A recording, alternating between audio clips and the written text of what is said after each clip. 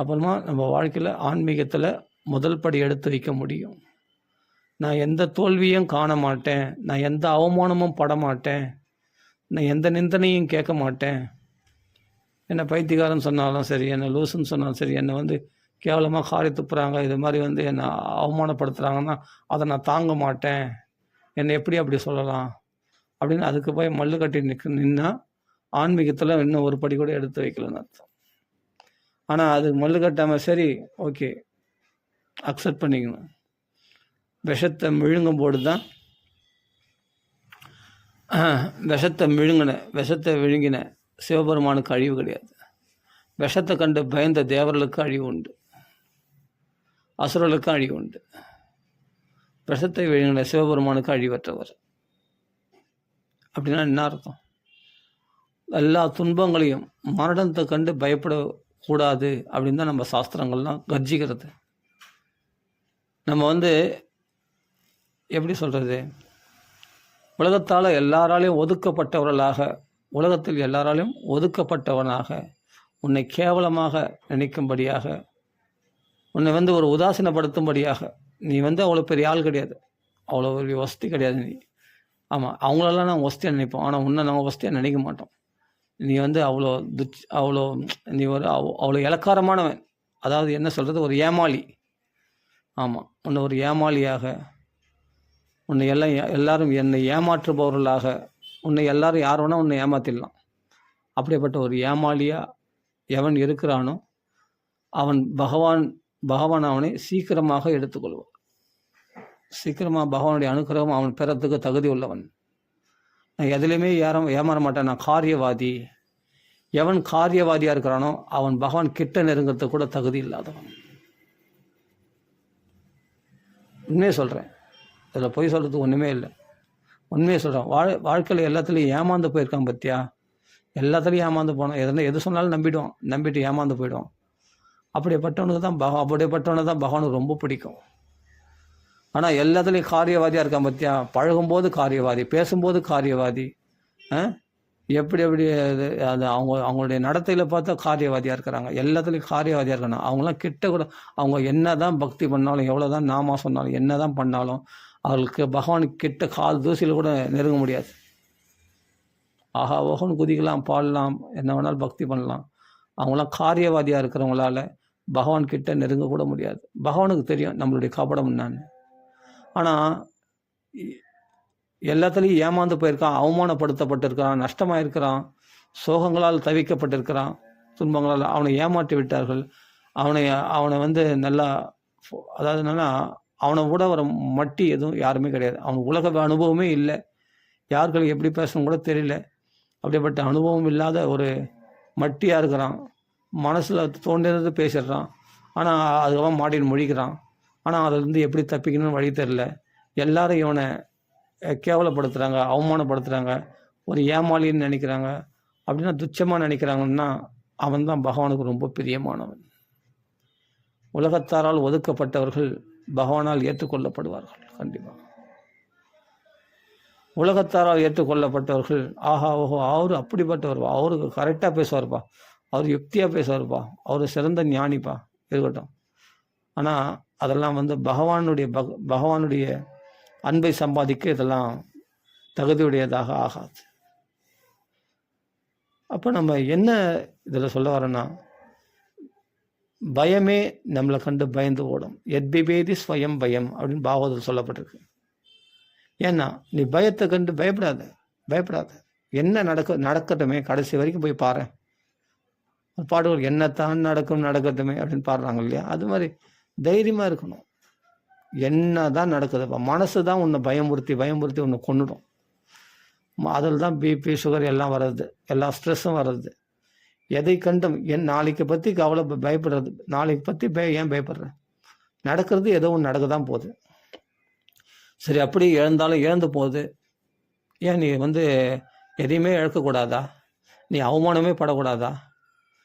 அப்போ அதுக்கு நம்ம பாவங்கள் பண்ணாமல் இருக்கணும். அந்த பாவத்தினுடைய கர்ம வினைகள் படி தான் நமக்கு நடக்கும். அது நடக்கிறத யாரும் தடுக்க முடியாது. பகவான் கிருபை பண்ணவன்னா பலத்தினால ஏதோ அதிலிருந்து காப்பாற்றப்படலாம். ஆனால் வரதை அனுபவித்து தான் ஆகணும். அனுபவிக்க முடியாது அப்படின்னு நீ சொன்னால் அதுக்கு நீ பாவம் பண்ணிடக்கூடாது. அதுக்கு நாம் தவறுகள் நாம் பண்ண பாவத்தினுடைய வினைகளானது அந்த விளைவுகளை அனுபவித்து தான் ஆகணும். அதனால் என்னை பொறுத்தவரை என்னென்னா, அதை அனுபவிக்கிறது எவ்வளோ பெட்ரு. ஆனால் அந்த அனுபவிக்கிறதுக்கு முன்னாடியே அது வந்துருமோன்னு பயப்படுறோம் பற்றியா, அதுதான் கொடுமை. அந்த பயம்தான் இவனை கொண்டுடும். அதனால் மனசு பக்குவமானவனுக்கு எங்கே இருந்தான்னா, அவன் சந்தனத்தில் இருந்தான்னா, சேத்துல இருந்தான்னா எல்லாமே அவனுக்கு ஒன்று தான். அவன் குடிசில் இருந்தாலும் சரி, கோபத்தில் இருந்தாலும் சரி, எல்லாம் ஒன்று தான் அவனுக்கு. அவர்கள் ஒரு பிளாட்ஃபார்மில் இருந்தாலும் சரி, எந்த இடத்துலையும் அவர்கள் சந்தோஷமாக இருக்க முடியும். மனசை ஜெயித்தவனுக்கு எந்த இடத்துல அவனால் இருக்க முடியும், எந்த இடத்துல வாழ முடியாது. எல்லாமே அவனுக்கு சொர்க்கலோகம் தான், எல்லாமே அவனுக்கு வைகுண்டம் தான். ஒரு தண்ணீர் குடிச்சிட்டு கூட அவன் நிம்மதியாக வாழ முடியும் அப்படின்னு இதே பாகவதத்தில் சொல்லியிருக்கு. வெறும் தண்ணி மட்டும் குடிச்சிட்டு கூட அவனால் சந்தோஷமாக வாழ முடியும் அப்படின்னு சொல்லியிருக்கு பாகவதத்தில். ஆனால் அறுசுவை உணவு எல்லாமே இருக்குது. ஆனால் யாரையோ பார்த்து பயந்துன்னு இருப்பான். யாருமே டேஞ்சரானவும் கிடையாது. நல்லா புரிஞ்சுங்க, யாரும் பயங்கரமானவும் கிடையாது. அந்த பயங்கரமானவனை நினைக்கிற உன் மனசு தான் ரொம்ப பயங்கரமானது. அந்த மனசு இருக்கு பற்றியா, மகா பொல்லாதது, மகா கொடுமையானது, மகா எதிரி. அதுதான் மகா ராட்சசன், அவன் தான் மகா அசுரன், அவன் தான் அந்த மனசு தான். அவன் உன்னை அழிக்கிற மாதிரி உலகத்தில் எதிராக வெளிப்புறமாக இருக்கக்கூடிய வஸ்துக்களால் உன்னை அழிக்க முடியாது. அவன் அழிக்கிற மாதிரி அழிக்க முடியாது. வெளியில் இருக்கிற வஸ்துலன்னா தேகத்தை தான் ஏதாவது பண்ண முடியும். ஆனால் அந்த மனசுன்னு ஒன்று இருக்குது பாருங்க, இது உன்னை போட்டு போகிற இந்த ஆத்மாவை அப்படியே சிறைப்படுத்தி வச்சுட்டு உன்னை பாடுபடுத்தும். மனசு தான் மயங்க செய்யும், மனசு தான் பயத்தை கொடுக்கும், மனசு தான் துயரத்தை கொடுக்கும், மனசு தான் கவலையை கொடுக்கும்.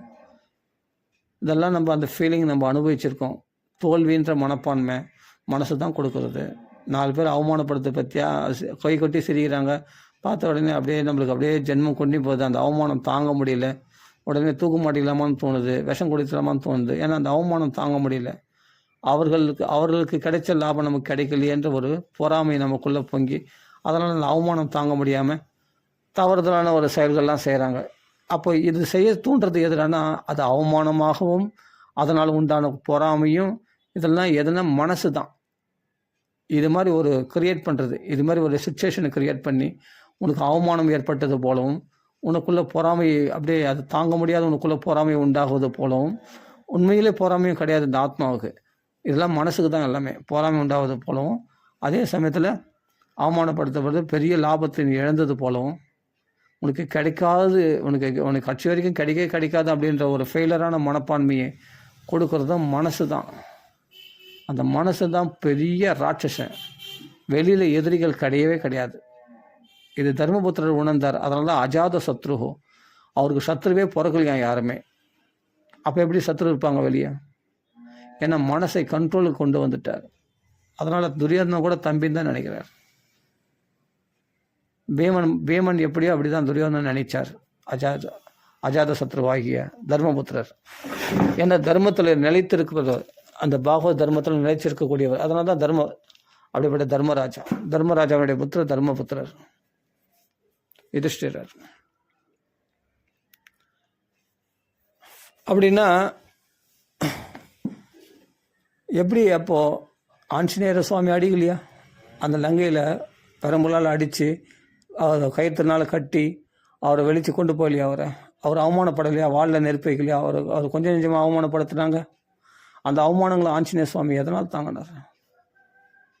இவைகளெல்லாம் தேகத்தை தான் ஏதாவது பண்ண முடியும். என் மனசு எப்பொழுதும் ராம சிந்தனையில் சீதாராமனுடைய சேர்த்து வைக்கிறதுன்றது, சீதாராமனை சேர்த்து வச்சு பார்க்கணுன்றது குறிக்கோள்லேயே இந்த உறுதியாக இருக்கிறது. இதெல்லாம் என்ன வேணால் பண்ணிக்கிட்டப்போ அப்படின்னு சொல்லி, இதனால் நான் தான் இந்த லங்கை முழுதும் நான் சுற்றி பார்க்க முடியும். இவர்கள் கயிறு கட்டி என்னை இழுத்தும் போகிறதுனால அதை ராமரிடத்தில் தெரிவிக்க முடியும். அது மாதிரி இந்த உலகம் அந்த லங்கை முழுதும் சுற்றி பார்க்கறது நான் எங்கெங்கே என்னென்ன படைகள் இருக்குது அப்படின்றது தெரிஞ்சுக்கலாம். யானைப்படை எங்கே இருக்குது, குதிரைப்படை எங்கே இருக்குது அப்படின்னு தெரிஞ்சுக்கலாம். அதனால் இந்த லங்கையை முழுதும் சுற்றின்னு வர்றாங்கன்னா நல்லது தான். அப்போ அங்கங்கே என்னென்ன இருக்குதுன்னு நம்ம நல்லா தெரிஞ்சுக்கலாம். ஏன்னா நைட்டில் தான் பார்த்தேன், செய்தியை தேடும்போது நைட்டில் பார்த்தேன் இந்த லங்கையை. பகலில் நல்லா ஃப்ரீயாக பார்க்கலான்னு சொல்லிட்டு எல்லாத்தையும் சுற்றி பார்க்குறாரு. சுற்றி பார்க்க எல்லாம் முடிஞ்ச பிறகு அப்புறமா வாளில் நெருப்பு வைக்கும்போது கரெக்டாக லங்கையை தீக்கிரையாக்குறார், தன் பராக்கிரமத்தை காட்டுறார். அது மாதிரி இந்த உலகத்தில் நம்மளை பல அவமானங்கள், பல அடிகள், பல துன்பங்கள், பல நஷ்டங்கள், பல துயரங்கள், பல பல துக்கங்கள், பல கவலைகள், இதன் மூலமாக மனசு நல்லா பக்குவப்படும், அருமையாக பக்குவப்படும். அப்போ இவைகளில் பிழிஞ்சிருக்கு. அப்போது இவைகள் உள்ள அடிகள், அந்த அடிகள்னால் அதான் இப்போது வாழ்க்கையில் இப்போ சில பேர் ஆக்சிடெண்ட் ஆகுது, சில பேர் நோய்கள் உருவாகுது. எவ்வளோ நோய்களாலையும் மனக்கவலைகளாலும் பிரச்சனைகளாலையும் அவர்கள் நல்லா அடிபடும் போது மனசு நல்லா பக்குவம் அடையும். அப்போது இந்த வாழ்க்கை உன்னை காப்பாற்றணும்னு நினச்சா பகவான் ஒரு க்ஷணம்தான், எல்லா பிரச்சனைகளும் ஒரு க்ஷணத்தில் உன்னை தூக்கின்னு வந்துட முடியும். ஆனால் பகவான் உன்னை பக்குவப்படுத்தணும்னு நீ ராமநாமா சொல்கிற, ராம பக்தனாக இருக்கிற அப்படின்னா உனக்கு ஏன் இந்த சோதனைகள்லாம் வரும்? ததோ கிருஷ்ணா ததோ விபத்து. அப்படியேப்பட்ட இஷ்ட தெய்வமான கிருஷ்ணன் இருக்கும் இடத்துல காண்டீவம் வில்லாக கொண்ட அர்ஜுன் இடத்துல ஆள்கட்டு பலம்னா பீமன் மேலே ஆள்கட்டு பலம் கிடையாது. புண்ணிய பலம்னா தர்மரை மாதிரி ஒரு தர்மத்தை கடைப்பிடிக்கிற யாரும் கிடையாது. அப்படியேப்பட்ட புண்ணிய பலம் இருக்குது. அதே சமயத்தில் பீமன் போல் ஒரு ஆள்கட்டு பலம் இருக்குது, அர்ஜுனன் போல் ஒரு அஸ்திர பலம் இருக்குது அர்ஜுனங்களை. அதுக்கு மேலே பகவானே அச்சுதனாக கிருஷ்ணனே அங்கே காவல் தெய்வமாக இருக்கிறான். அப்படின்னும் போது அது ததோ விபத்து. அந்த இடத்துலையும் ஆபத்துக்கள் ஏற்பட்டதேன்னா அப்போ தெய்வம் நினச்சா காப்பாற்றிடலாம் என்ன? இல்லை, சில பக்குவம் படணும். அதுக்காக பகவான் விட்டு வேடிக்கை பார்க்குது. அப்படின்னா உனக்கு பகவான் துன்பத்தை வரதை விட்டு துன்பம் வர விட்டு பகவான் வேடிக்கை பார்க்கறதுக்காக பகவான் காவல் தெய்வமாக இருக்கிறான்? அப்படி கிடையாது. அந்த துன்பங்களால் உன் மனசு பக்குவப்படணும். அப்படி தான் நீ தவறு உணர மாட்டேன். தவறு உணர்வேன், உணர்ந்து மறுபடியும் அந்த தவறு பண்ணாமல் இருப்பேன், மறுபடியும் சூதாட மாட்டேன். அதனால் ஒவ்வொரு வாழ்க்கையில் ஏற்படக்கூடிய ஒவ்வொரு பிரச்சனைகளும் நமக்கு அது நம்மளை வாழ்க்கையை முடிச்சிடுதுன்னு நினைக்காதீங்க.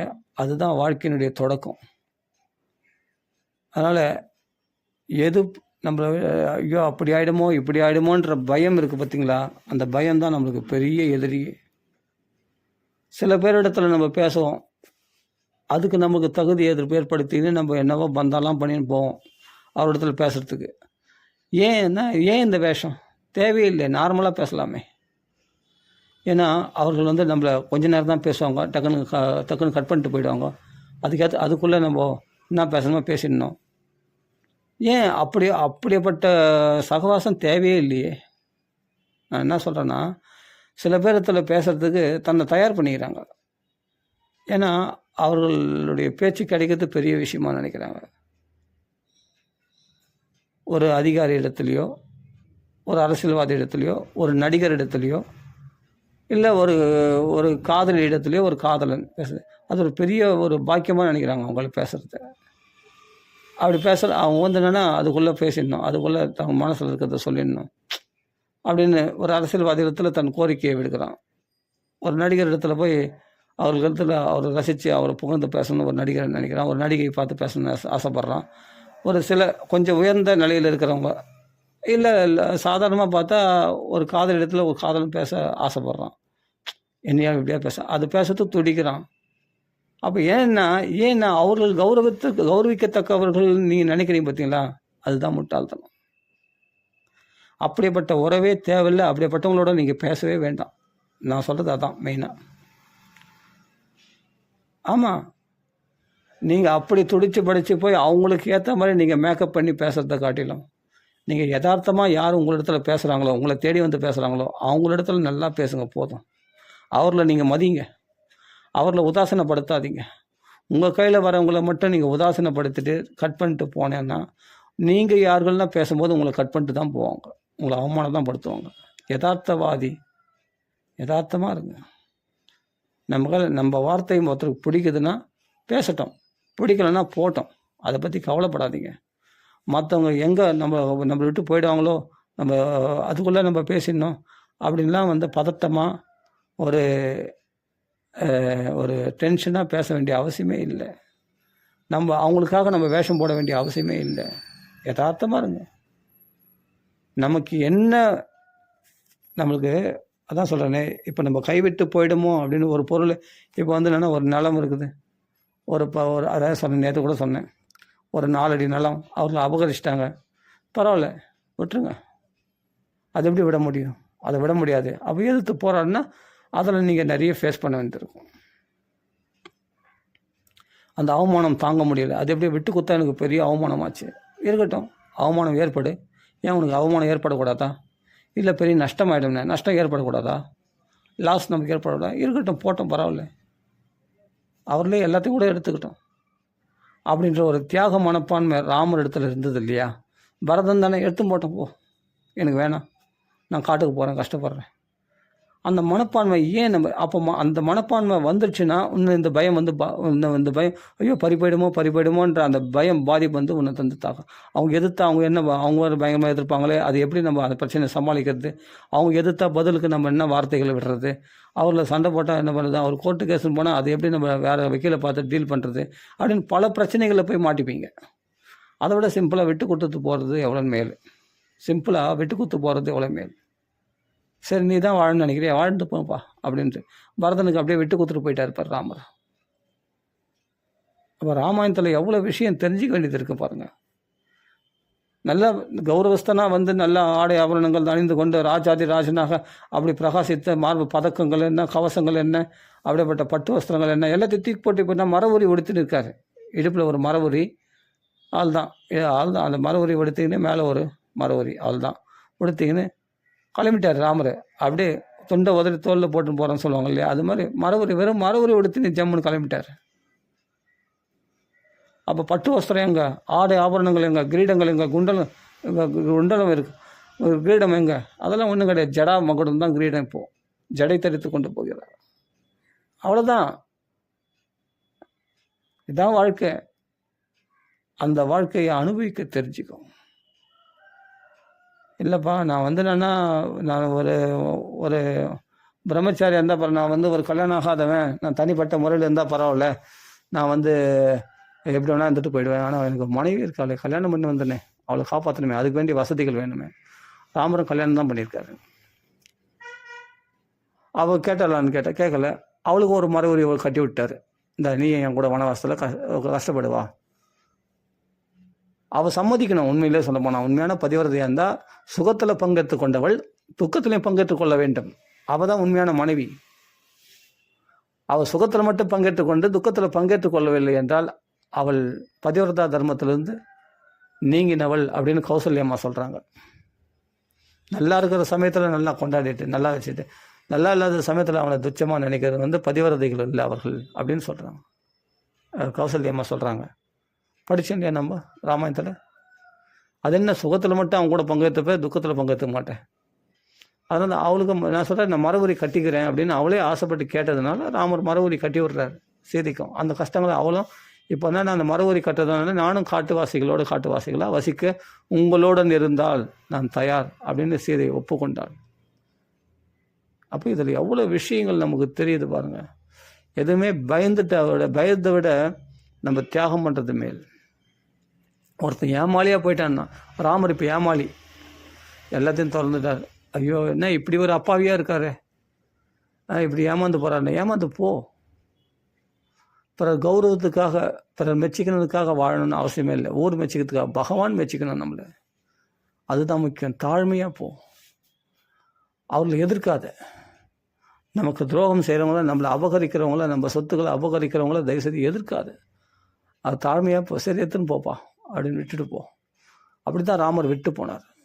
அதனால் என்ன குறைஞ்சிட்டார்னா, உலகம் புகழும் ராமகதை இன்றைக்கி நம்ம படிக்கிறோம். ஒவ்வொருத்தரும் பாடமாக படிக்கிறோம். கற்பாரே ராமனை அல்லால் அப்படின்ற மாதிரி அவர் தான் பாடம் நமக்கு. ராமர் தான்.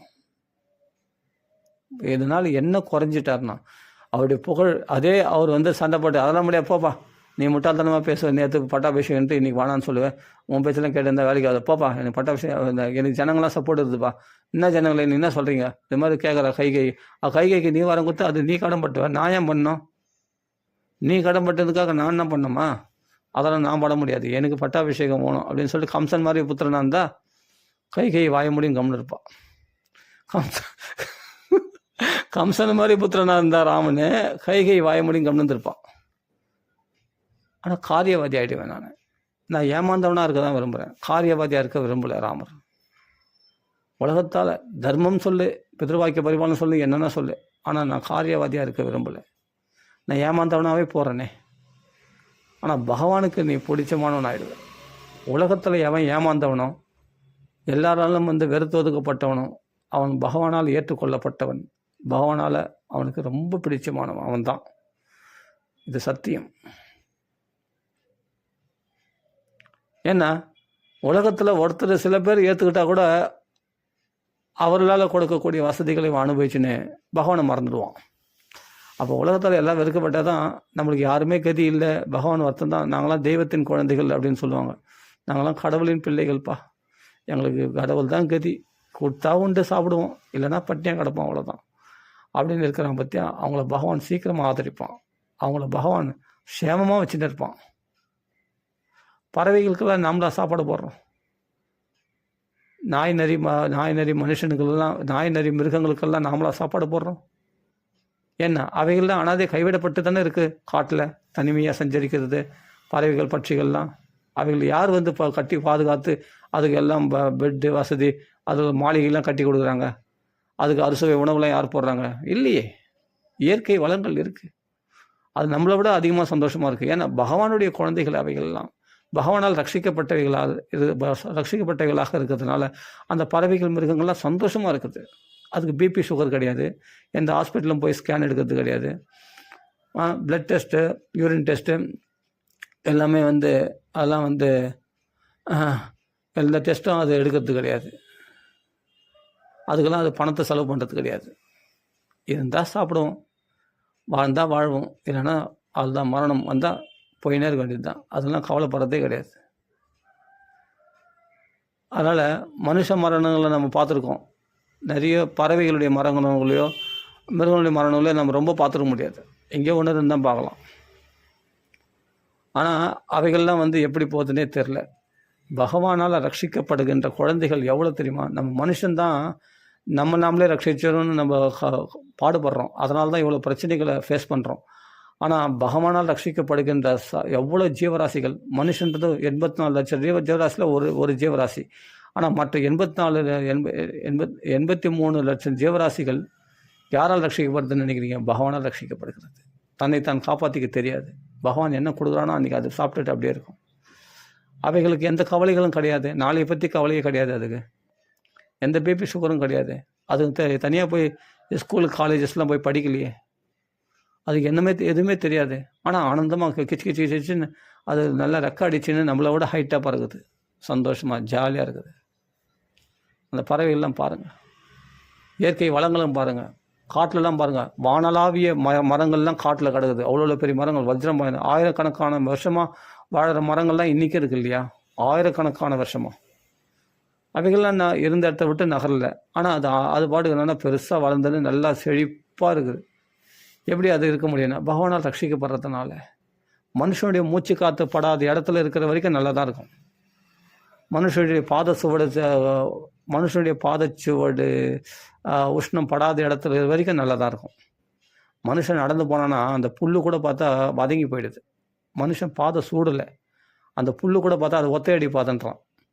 ஒரு புல்மேட்டில் டெய்லி அந்த வழியில் நடந்து போனான்னா அவனுக்கு பாதம் அந்த வெள்ளையாக அந்த பாதையானது திறந்து விடப்படுது. ஏன்னா மனுஷன் பாதம் பட்டு அந்த சூடில் அந்த புல்லு கூட அங்கே முளைக்க மாட்டுது, புல் கூட முளைக்க மாட்டுது, மனுஷன் பாத சூடில் எரிஞ்சு போகுது நடக்கிறதுனால. அப்படின்னும் போது மனுஷன் மூச்சு காற்று இருக்கிற இடத்துல தவிர மற்ற இடத்துலலாம் ஜீவராசிகள்லாம் நல்லா தான் வாழுது. மனுஷனுடைய மூச்சு காற்று படாத இடத்து வரைக்கும் எல்லா பறவைகளும் பட்சிகளும் மிருகங்களும் மரங்களும் செடி கொடிகளும் செழிப்பாக இருக்குது. நீங்கள் பாருங்கள், மனுஷனுடைய மூச்சு காற்று எங்கெல்லாம் போதும் அங்கங்கே கொஞ்சம் கொஞ்சமாக அந்த காடுகளானது அழிந்து கொண்டு வருகிறது, இயற்கை வளங்கள் அழிந்து கொண்டு வருகின்றன. அப்போ மனுஷனுக்குள்ளே எவ்வளோ விஷம புத்தி இருக்குது பாருங்கள். மனுஷனுக்குள்ளே எவ்வளோ காரியவாதியாக இருக்கிறான் பாருங்கள், எவ்வளோ சுயநலவாதியாக இருக்கான் பாருங்கள் மனுஷன். ஆனால் அப்படியேப்பட்ட மனுஷன்தான் ரொம்ப கொடூரமானவன். மிருகங்கள்லாம் கூட அது உணவு சாப்பிட்டுச்சுன்னா அது பிறகு யாரையும் இம்சிக்காது. 10 நாள் ஒரு மானை அடிச்சு சாப்பிட்டுச்சுன்னா ஒரு மலைப்பாம்பு அது 10 நாள் கூட அப்படியே கிடக்கும். அது அந்த பக்கம் நீ போயின்னு வந்துருந்தா கூட ஒன்றும் சட்டம் பண்ணாது, அப்படியே பாடு சுருண்டு 10ன்னு இருக்கும். ஏன்னா அந்த மானை அடிச்சு சாப்பிட்டது இல்லையா, அது ஒரு 10 நாள் தாங்கும் அதுக்கு. அப்புறம் பசியத்தை தான் அது கூட வேட்டையாடும், இல்லைன்னா அது பாடு கம்முன்னு போகும். அது வயிறு ஃபுல்லாக இருந்துச்சுன்னா அது யாரையும் இம்சிக்காது. ஆனால் மனுஷன் தனக்கு எல்லாம் இருந்து கூட ஆனால் பிறர் வாழக்கூடாதுன்றதுக்காக மற்றவங்கள போய் இம்சை பண்ணுறான். அது மனுஷனுக்கு தான் அந்த புத்தி. மற்றதெல்லாம் தற்பாதுகாப்புக்காக தான் பாம்பு கூட சீரதே தவிர தன்னை இம்சிக்காதுன்னு அது ஏன் போய் சேரப்போகுது. சும்மா இருக்கணும்னு போய் தீண்டாது. அது தனக்கு எங்கேயாவது ஆபத்து வந்துடுமோ, தன்னை எடுத்து அடிச்சிடுவாங்களோ, தன்னை கொண்டுடுவாங்களோ அப்படின்ற பயத்தில் தான் பாம்பு கூட சேருது. எல்லாமே சரி, எல்லா ஜீவராசிகளும் அது தற்பாதுகாப்புக்காக மட்டும்தான் இது பண்ணுறதே தவிர சுயநலத்துக்காக பிறரிடத்தில் பொறாமை கொண்டோ பிறரில் துவேஷத்தை பாராட்டின்றோ யாரிடத்துலையுமே அது தன்னுடைய துவேஷத்தை வெளிப்படுத்துறது கிடையாது. அது சுபாவத்தில் அது கரெக்டாக தான் இருக்குது. ஏன்னா பகவானால் ரட்சிக்கப்படுகின்றவர்கள். ஆனால் மனுஷன் மட்டும்தான் யாரை அழிக்கலாம், நாம் வாழறோமோ இல்லையோ மற்றவங்க வாழக்கூடாது அப்படின்னு நினைக்கிறதுலாம் மனுஷ சுபாவம் தான்.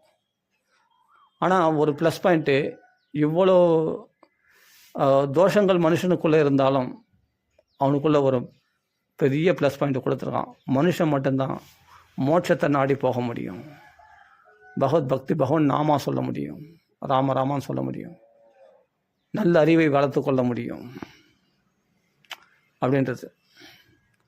ஆனால் அந்த மிருகங்களை இயற்கை வளங்களை பகவான் கொடுத்த அந்த விஷயத்தெல்லாம் பார்த்தோம்னா, நாமளும் அப்படி இயற்கையாக நம்ம வாழ ஆரம்பிச்சிட்டோம்னா யதார்த்தமாக நிறைய மரியாதையை விரும்பணும்னு அவசியம். மதிப்பு மரியாதை நீ விரும்பாத, நீ என்னுடைய குழந்தை.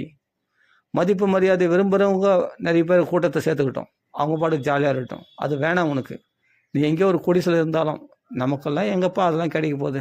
நாமெல்லாம் சர்வசாதாரணமானவங்க.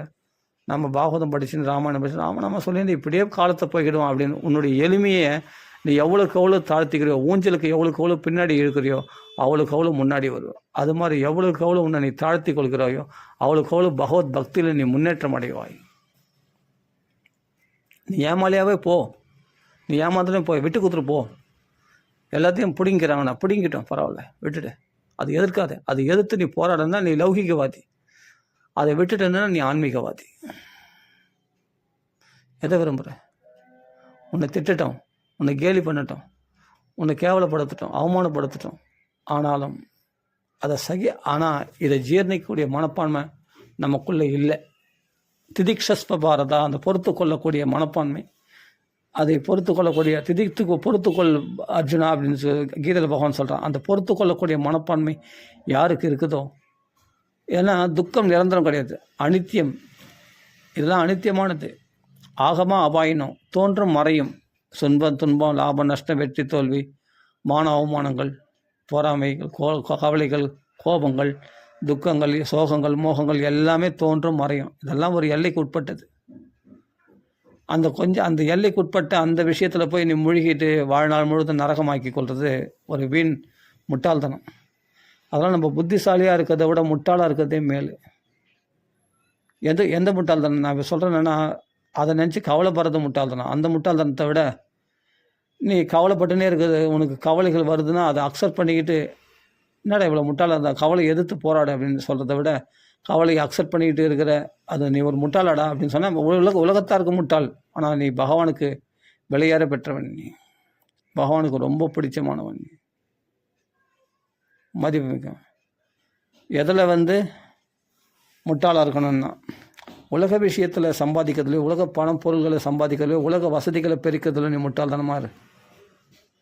பகவத் விஷயத்தில் நீ ரொம்ப உயர்ந்தவனாக விளக்கி விடுவார். உலகத்தில் நீ காரியவாதியாக இது பண்ண வச்சுங்களேன், பகவத் விஷயத்தில் முட்டாளாயிடுவான். அதை புரிஞ்சுக்கணும். அதனால் அவர்களுக்காக உன் வாழ்க்கையை மாற்றிக்கொள்ள வேண்டிய அவசியமே இல்லை. 4 பேர் என்ன நினைப்பாங்க, நான் இப்படி வாழலைண்ணா, சரி அப்படியே நான் 4 பேர் நினைக்கிறது இருக்கட்டும், என் குடும்பம் என்ன ஆகும், சந்தியில் நிற்குமே, நடுத்தரில் நிற்குமே நான் இது போல் நான் பண்ணலன்னா. அப்போ எதுக்கு தான் பகவானை நீ வணங்குறேன்? நான் ஒன்றே ஒன்று கேட்குறேன், எதுக்கு தான் நீ பகவானை வணங்குறேன்? பகவான் பாதுகாப்பான்ற ஒரு நம்பிக்கை முழுமையாக இல்லாமல் எதுக்கு இந்த அறகுறை பக்தி உனக்கு? எதுக்கு இந்த அறகுறை பக்தின்னு கேட்குறேன். பகவானை முழுசாக ஒப்படைச்சிடணும். முழு மனதோடு அனன்யா சிந்தையந்தோ, முழு சிந்தனையோடு, அங்கே சிந்தனை இல்லாமல் பகவானே கதின்னு உன் வாழ்க்கையை ஒப்படைச்சிட்ட பிறகு சர்வம் கிருஷ்ணார்ப்பணம் வஸ்துன்னு ஒப்படைச்சிட்ட பிறகு அதுக்கப்புறம் உன் வாழ்க்கையை பற்றி நீ ஏன் கவலைப்படுற? இல்லை நான் அதெல்லாம் பண்ணாதான். ஆனால் பகவான் காப்பாற்றுவான், நம்ம கொஞ்சம் முயற்சியும் பண்ணாதான். அப்படின்னா நீ எதுக்கு தான் பக்தி பண்ணுற?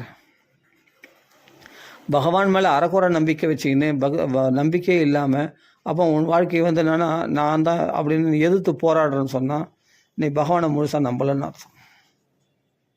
எதிர்த்து போராடிய திரௌபதியின் நிலைமை என்னாச்சு?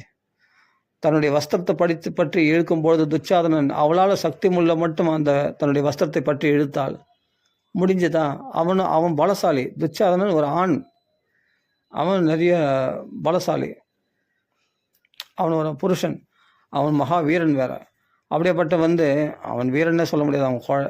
ஒரு பெண்ணிடத்தில் போய் தன் வீரத்தை காட்டுறான்னா அவன் கோழை தான் அவன்.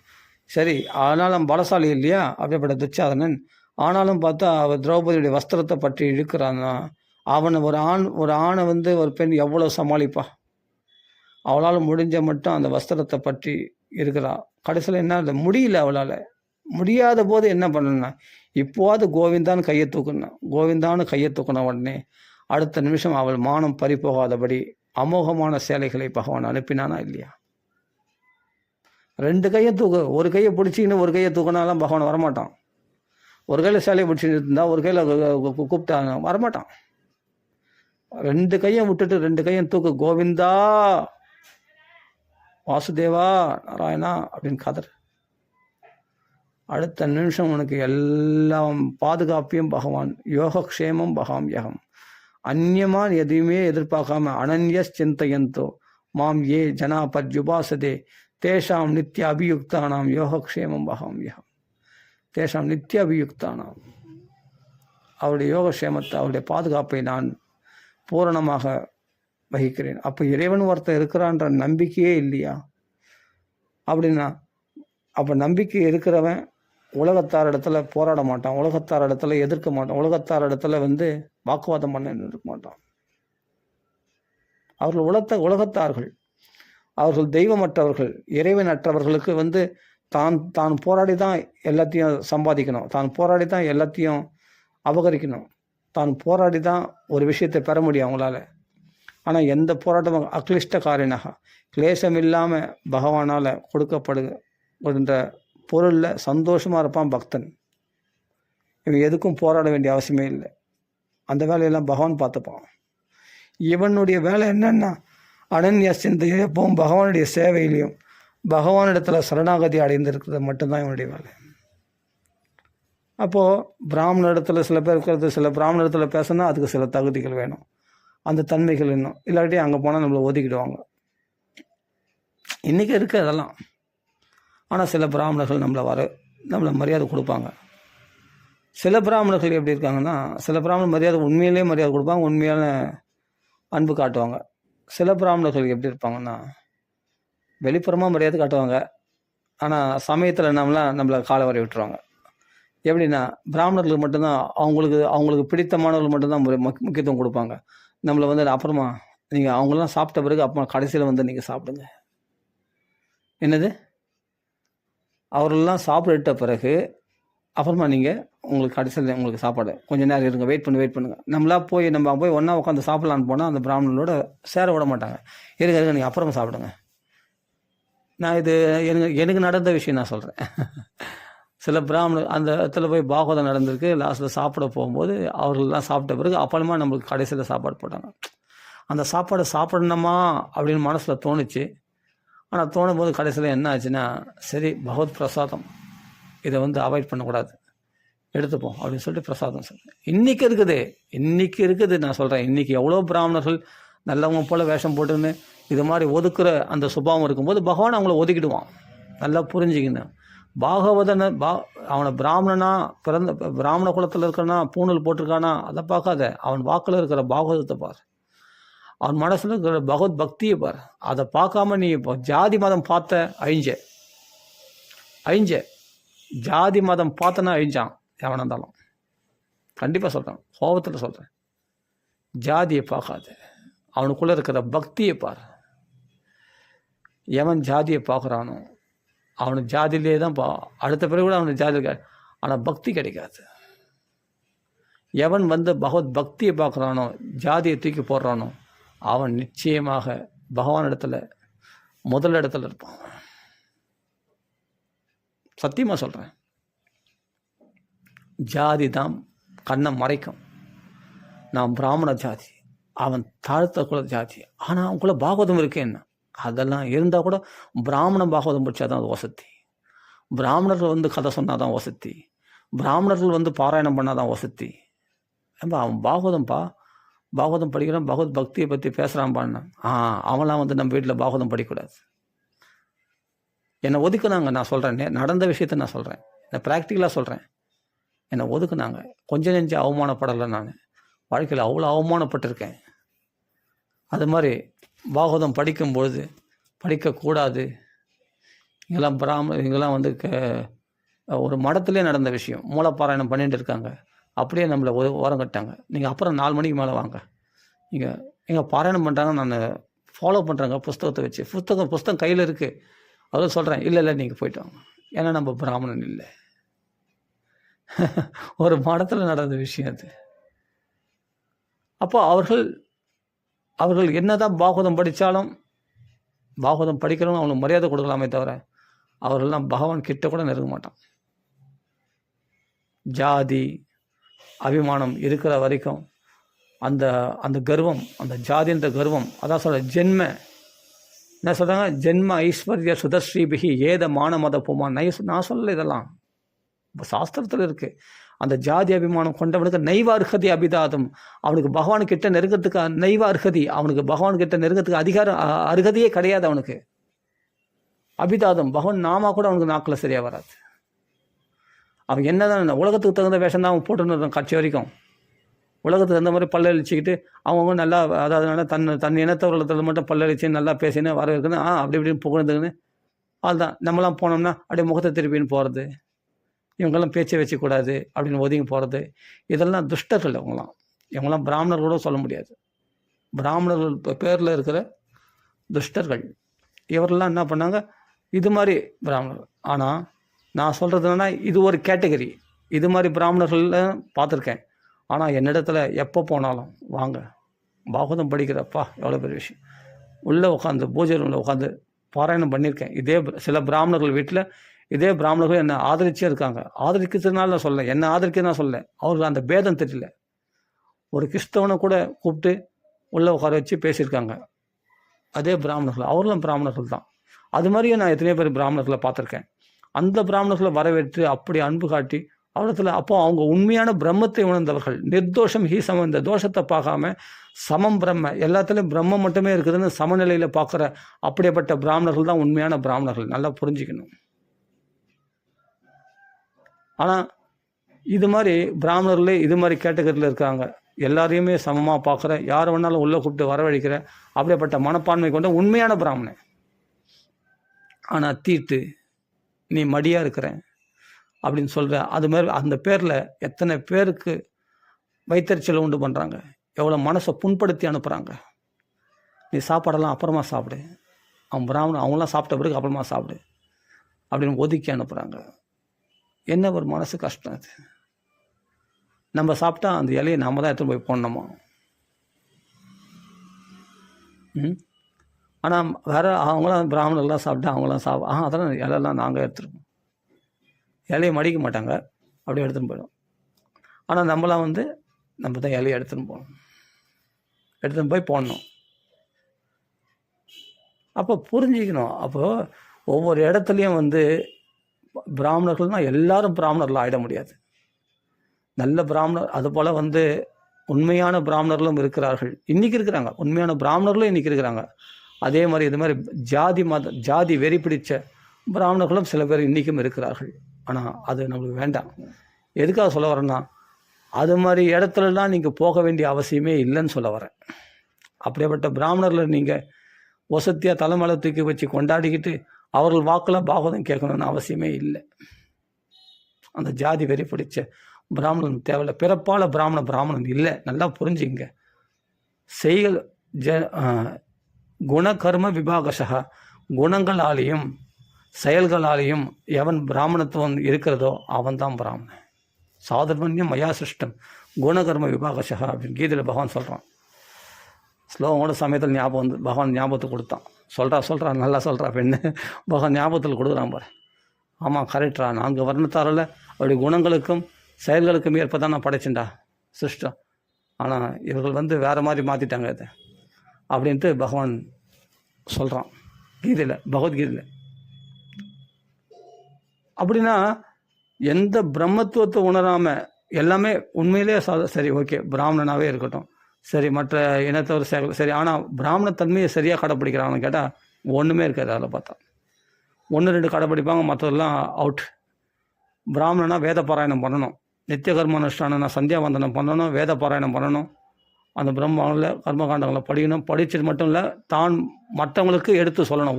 ஓதுவித்தல், பிறருக்கு வந்து அபியாசம் பண்ணணும். தான் மட்டும் அபியாசம் பண்ணிட்டு அதுதான் அப்படியே விட்டுறக்கூடாது. தினமும் வேத பாராயணம் பண்ணணும். தினமும் வேத பாராயணம் பிறருக்கு வந்து கற்றுக் கொடுக்கணும். அது வித்தியை அபியாசம் வித்தியை வந்து கற்றுக் கொடுக்கணும் மற்றவங்களுக்கு. அபியாசம் பண்ணுறது மட்டும் போதாது. வித்தியை பிரவர்த்திகரனாகவும் இருக்கணும், மற்றவங்களுக்கு எடுத்து சொல்லக்கூடியவனாகவும் இருக்கணும். பிராமண தன்மைகள்லாம் நான் சொல்லட்டுமா, அதெல்லாம் பர்ஃபெக்டாக இருக்கிறாங்களான்னு பாருங்கள் நீங்களே. அப்படின்னா ரொம்ப கஷ்டம். ஆனால் அப்படி நம்ம பிராமண தர்மத்திலேயே சரியாக இல்லாதவங்க தான் இது மாதிரி பேதம் பார்ப்பாங்க ஜாதி அபிமானத்தினால அப்படின்னு. பிராமணன் தான் வசதி அது மாதிரி. ஆனால் நான் நியாயமாக நல்லா கடைப்பிடிக்கிறவங்க பார்த்தா எல்லாரையும் சமமாக நினைப்பாங்க. ஏன்னா அவங்க பக்குவம் அடைந்தவங்க வந்து என்னென்னா பிறப்பால் பிராமணன் இல்லை, செயல்களால் பிராமணனா யாரையும் ஒதுக்க மாட்டான். ஃபஸ்ட்டு பக்தன் தான் ஃபஸ்ட்டு ஒதுக்க மாட்டான். பக்தர்களை வந்து அவரிடத்துல உள்ள பக்தியை மெச்சி அவர்களை என்கரேஜ் பண்ணுவாங்க. என்னை அப்படி அது இப்போ நான் சொல்ல போனால் என்னை உயர்த்தினதே என்னை பிராமணர்கள் தான். அது மாதிரி உண்மையான பாகவதர்களாகிய பிராமணர்கள் என்னை உயர்த்தினார்கள். என்னை வந்து என்னென்னா இந்த பக்தியில் உயர்த்தினார்கள். என்னை என்கரேஜ் பண்ணி விட்டதே பிராமணர்கள் தான் சொல்ல போனால். ஆனால் நான் எல்லா பிராமணரும் ஒன்று நினச்சி சில பிராமணர்கள் அந்த ஒரு கேட்டகரியான பிராமணர்கள் என்ன பண்ணாங்க, இது மாதிரி ஒதுக்கின இடமும் எனக்கு உண்டு, அவமானப்படுத்தின இடமும் உண்டு. ஆனால் ஒரு பிராமணர்கள் வந்து நம்மளை உயர்த்தின இடமும் இல்லை. நான் எதுவுமே சொல்ல வரல. என்னென்னா எல்லாத்தையும் நம்ம தாங்கி தான் ஆகணும். அந்த பிராமணத்துலேயும் பழகிக்கிறேன், இப்படியாப்பட்ட பிராமணத்துலேயும் பழகியிருக்கேன். எல்லா விதமான பிராமணர்களும் உண்டு. ஆனால் இன்னும் சில பிராமணர்களே சொல்ல முடியாது. அவங்க எல்லா கெட்ட பழக்கமும் இருக்குது. அவர்கள் பிராமண குலத்தில் தான் பிறந்ததுக்கான தவிர எல்லா அநியாயமும் பண்ணுறாங்க. அது மாதிரி பிராமணர் அது ஒரு கேட்டகரி. இப்போ நான் 3 கேட்டகரி சொல்கிறேன். என்னென்னா எல்லாரையும் உண்மையிலேயே பிரம்மமாக பார்க்குற அப்படியேப்பட்ட எல்லாரையும் ஏற்றுக்கிற பிராமணர்கள், அவர்களும் பிராமண குலத்தில் பிறந்தவங்க தான். அதே மாதிரி சில பேர் வந்து ஜாதி அபிமானத்தில் வெறியாக இருக்கிறவங்க, ஆனால் பிராமணத்தன்மை கடைப்பிடிக்கிறதுன்னு சொல்லிட்டு ஒதுக்குறவங்க, அது மாதிரியாக இருக்காங்க. இன்னும் சில பிராமணர்கள், அவர்கள் பிராமணர்களே சொல்ல முடியாது, ஆனால் பிராமண குலத்தில் பிறந்த பிரம்ம பந்து, அவருக்கு எல்லா கெட்ட பழக்கம், மாம்ச பக்ஷணம், மதுபானம் சாப்பிட்றது எல்லா கெட்ட பழக்கம் இருக்குது. அது மாதிரி ஆட்களோடவும் பழகியிருக்கேன் தெரியாமல். அதனால் நம்ம புரிஞ்சுக்கணும், உலகத்தில் வந்து நீ பிராமணனாக இருக்கணும்னு அவசியமே இல்லை. நீ வைஷ்ணவனாக இருக்கணும், சிறந்த பக்தனாக இருக்கணும், அதான் முக்கியம். அதனால் விஷ்ணு பக்தனாக மாறுறது தான் நம்ம முயற்சி பண்ணவே தவிர பகவானுக்கு பிரியமுடையவனாக தான் மாறணும் தவிர மனுஷனுக்கு பிரியமாக இருக்கணும்னு நினைக்க வேண்டாம். அதனால் உலகத்தில் எல்லா அவமானங்களையும் ஏற்றுக்கொள்ள வேண்டும். எதையும் ஃபேஸ் பண்ணக்கூடிய தைரியம் நமக்குள்ளே இருக்கணும். நம்மளை பயமுறுத்தி நம்மளை சாகடிக்கிற மாதிரி, அந்த பயம் நம்ம மனசு நம்மளை கொல்ற மாதிரி வெளியில் எதிரிகளால் கொல்லவே முடியாது. அந்த பயத்தை தூக்கி எறி. என்ன தான் நடக்குது பார்த்துடலாம், தைரியமாக ஃபேஸ் பண்ணு. அப்படி துணிஞ்சவனுக்கு யமன் அவனை கண்டு பயந்து ஓடுவான். மரணமே அவனை கண்டு பயந்து ஓடும். பயமே அவனை கண்டு எத் பிபேதி ஸ்வயம் பயம். பிபேதினா அவனை பார்த்தா பேதி ஆகிடும் இந்த பயத்துக்கு. அப்படின்னா அவனுக்கு வந்தால் பீதி உண்டாயிடும். பீதினா பயம் உண்டாயிடும். ஆமாம், அவன் எதுக்கும் பயப்பட மாட்டான்னா நான் தாட் போட்டுன்னு எகிறவன் இல்லை, ஃபேஸ் பண்ணுறதுக்கு தயாராக இருக்கணும். தானே போய் பிரச்சனைகளை வர வச்சுக்கிறது இல்லை. இப்போ தானே போய் பிரச்சனை வர வச்சுட்டு அதை ஃபேஸ் பண்ணுறேன் நான் தைரியமாக அப்படின்ட்டு அப்படி அர்த்தம் இல்லை. எதிர்ச்சியாக வரக்கூடிய பிரச்சனைகளில் பயப்படாமல் கலங்காமல் தாழ்மையாக பணிஞ்சு போகிறது, அந்த தைரியம் வேணும். அந்த சமாளிக்கக்கூடிய திறமை இருக்கிறவன் எவனோ அவன் தான் பக்குவம் அடைஞ்சவன். அப்போ அவன் வந்து என்னென்னா எதையும் பண்ண மாட்டான். எதிர்ச்சியாக வரக்கூடிய நஷ்டத்தை, பயத்தை, பெரிய இழப்பை அவன் பாட்டுக்கு அப்படியே கம்முன்னு பகவதர்ப்பணம் பண்ணிட்டு போயின்னு இருப்பான். அது பகவானுடைய அனுக்கிரகமாக கூட நினச்சின்னு போயிடுவான். ததாதாசம் அனுக்கிரகம் அந்நியமானகா, அனுக்கிரகமாக நினைத்து கொண்டு கூட போயிடுவான். இன்னும் பக்குவப்பட்டவன் பாகவதன். இருக்கட்டும், நம்மளை அவமானப்படுத்துகிறாங்க, திட்டுறாங்க, கேவலப்படுத்துகிறாங்க, சபாஷ் அப்படின்னு சிரிச்சுக்கிட்டே போயிடுவான், அவ்வளோதான். அப்போ அவன் ஒரு சரியான ஏமாளியாக இருக்கான், சரியான பைத்தியக்காரனாக இருக்கான், இப்படி இருக்கானே அப்படின்னு உலகம் ஏசும், உலகம் பல விதமாக நிந்திக்கும். அதெல்லாம் அவன் தொடச்சி போட்டு போயினே இருப்பான். அவன் பாட்டுக்கு எல்லாத்துலேயும் தாழ்மையாக தான் நடந்துப்பான். அவர்களை எதிர்க்க மாட்டான், அவர்களை திருப்பி பதிலுக்கு பதில் திட்ட மாட்டான். எல்லாத்தையும் பொறுத்துக்கிட்டு தாழ்மையாக பணிஞ்சே போயிடுவான். சரிப்பா, ஆமாம் நான் இப்போ நான் நஷ்டமாயிடுச்சு, ஆமாம் அது உனக்கு அவமானமாக இல்லையா? இல்லை, அவமானமாக இல்லை, அவமானம் தான். சரி, என்ன பண்ணுற சொல்கிறேன். அவமானம் வந்துடுச்சு, ஐயோ அவமானம் வரக்கூடாது, வருமானம் வரக்கூடாதுன்னு நம்ம போராடுறோம் பாருங்கள், அதுதான் கொடுமை. அதுக்காக நான் பயப்படுறேன் பாருங்கள், அதான் பெரிய கொடுமை. ஆனால் அவமானத்து பரவாயில்ல, ஆமாம் வந்தால் வந்தும்போது என்ன பண்ணுறது, ஆமாம் அவமானப்பட்டந்தான், அந்த எடுத்துக்கங்களேன், அதை அக்செப்ட் பண்ணிக்கல. ஆமாம் எனக்கு துன்பம் வந்தது, ஆமாம் நான் கஷ்டப்பட்டேன், நான் அடிபட்டேன், ஆமாம் மனசில் கவலை வந்துச்சு, ஆமாம் எனக்கு ஒரு இழப்பு வந்துச்சு, ஏன்னா என் சொத்தை அபகரிச்சிட்டாங்க, ஓகே இருக்கட்டும். ஆமாம் எனக்கு தோல்வி ஆயிடுச்சு, ஒரு விஷயத்தில் நான் போனேன், அதில் தோல்வி ஆயிடுச்சு, ஆமாம் இருக்கட்டும். அது எப்படி தோல்வி ஆகலாம்? நான் யாருக்களையும் தோல்வி அது எனக்கு பெரிய அவமானம். அந்த தோல்வி அடைஞ்சா 4 பேர் பார்த்தா என்ன நினைப்பாங்க, அதெல்லாம் விட்டுருங்க. ஆமாம் தோல்வி அடைஞ்சிட்டுன்னு ஒத்துங்க, பெஸ்ட்டு. தப்பு பண்ணேன், ஆமாம் தப்பு பண்ணேன்னு ஒத்துங்க. நான் தப்பே பண்ணல அப்படின்னு போராடுறது காட்டிலாம் தப்பு பண்ணேன்னு ஒத்துக்கிறது ரொம்ப பெஸ்ட்டு. அக்செப்ட் பண்ணிக்கணும். உலகத்தாருக்கு தகுந்த வேஷத்தை நம்ம போடவே கூடாது. உலகத்தார் தகுந்த வேஷம் போட்டோம்னா நம்மளை நாமளே ஏமாற்றிக்கிறோம். யாரும் ஏமாற்றலை. உலகத்தில் நம்ம பொய் சொல்லிவிட்டு அப்படி வாழணும்னு அவசியம் இல்லை. பொய் சொல்லிவிட்டு அவங்களுக்கு ஏற்ற மாதிரி வேஷம் போட்டு வாழணும்னு அவசியம் இல்லை. நான் சொல்ல புரிஞ்சுக்கணும், வாழணும், ஆனால் வாழக்கூடாது இல்லை, வாழணும். எப்படி வாழணும்னா உண்மையை பேசிட்டு வாழலாமே. அவமானம் ஏற்பட்டும் போது அந்த அவமானத்தை அக்செப்ட் பண்ணிக்கும், மெழுகிடு. அவமானமே சந்திக்காதவங்களுக்கு, இழப்பே ஏற்படாதவங்களுக்கு தான் புதுசாக ஏற்படுறது பெரிய கஷ்டமாக இருக்கும், ரொம்ப மனசு கசப்பாக இருக்கும். ஆனால் அதை ஜீர்ணிச்சிட்டவங்களுக்கு அதெல்லாம் ஒரு பெரிய விஷயமாகவே தெரியாது.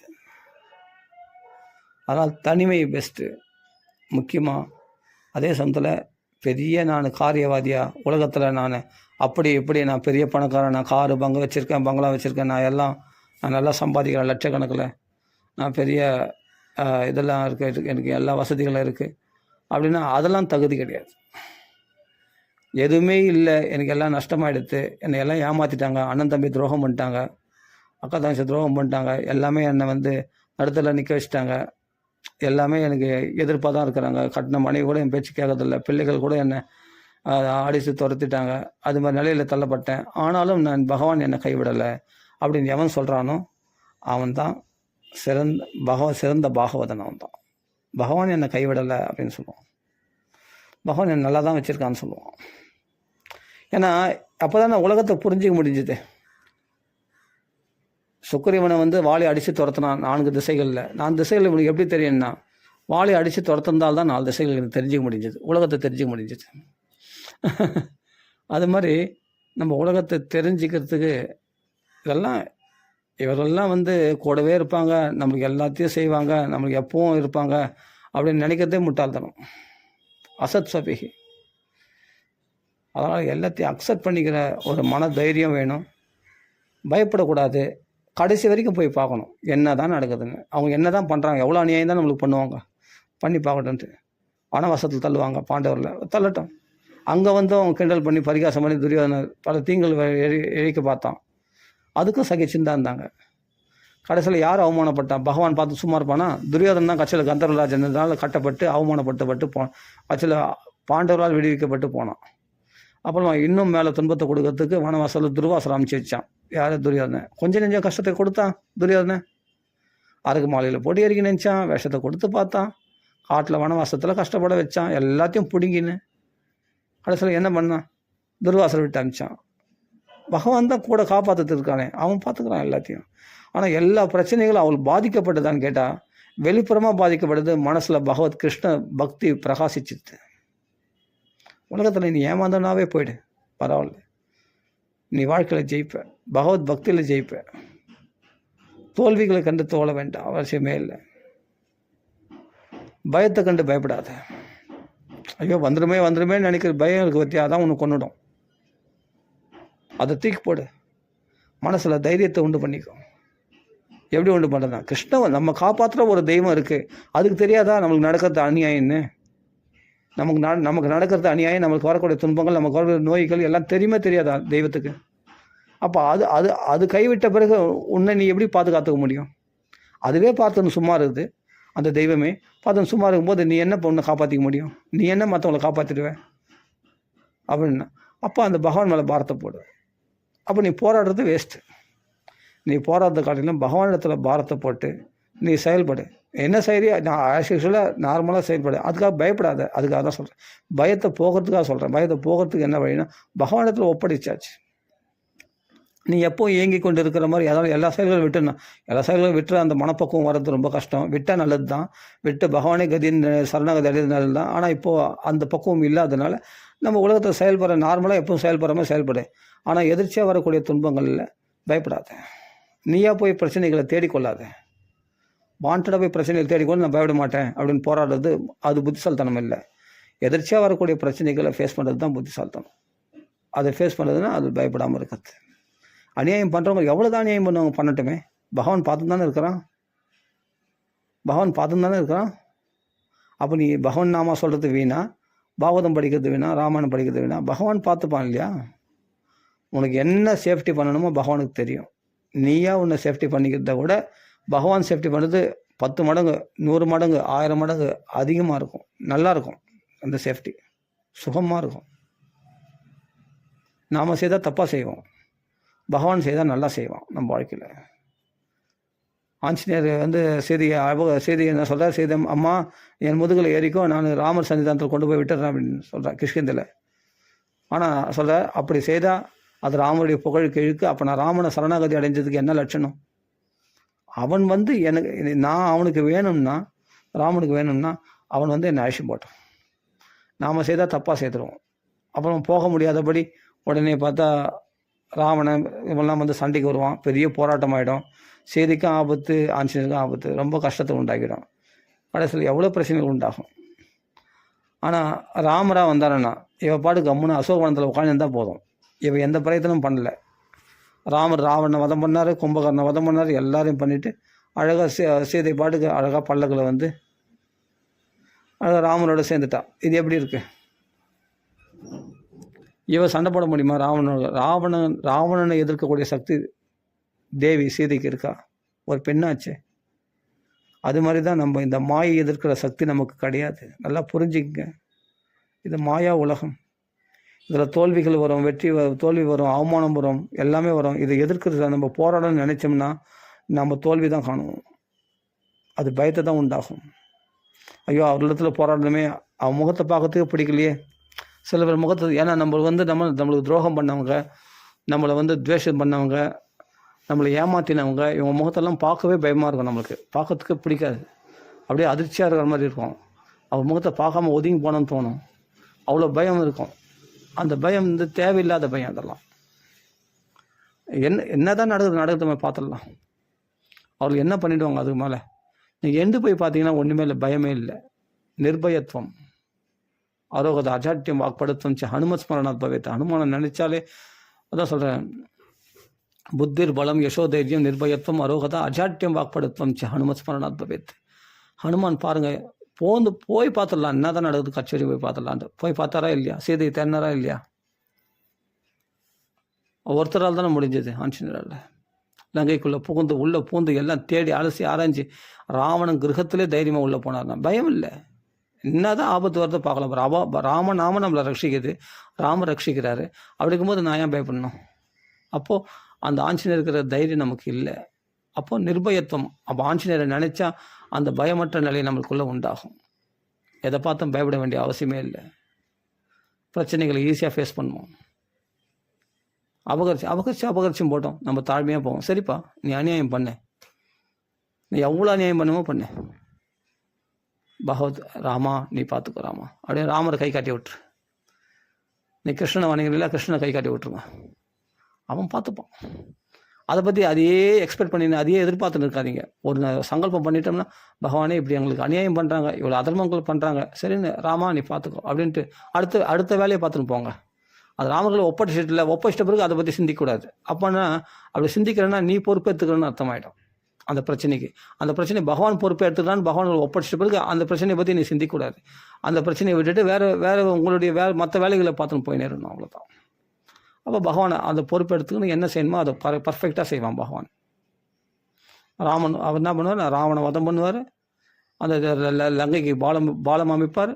அப்போ அங்கே தானே தூது விடுவார், என்னென்ன பர்ஃபெக்டாக பண்ணுவான். நராந்தகம் அவனை இவனை வதம் பண்ணி, இந்திரத்தை வதம் பண்ணி, ராவணை வதம் பண்ணி, கும்பகர்ணனை வதம் பண்ணி, எல்லாரையும் அழிச்சு உன்னை பல்லக்கள் அழகாக அழிச்சுன்னு வந்து அக்னி பரீட்சை மாதிரி உன்னுடைய புகழை, அது மட்டும் இல்லாமல் உன்னுடைய புகழையும் உலகத்துக்கு பறைசாற்றுவதற்காக அக்னி பரீட்சை மாதிரி ஒரு பரீட்சை மாதிரி வச்சு, சும்மா அது பரீட்சை மாதிரி வச்சு, ஆனால் உன்னை அழுக்கா பகவான் பக்கத்தில் உட்கார வச்சுப்பான். பட்டாபிஷேகத்தில் பக்கத்தில் பகவான் உட்கார வச்சுப்பான் உன்னை.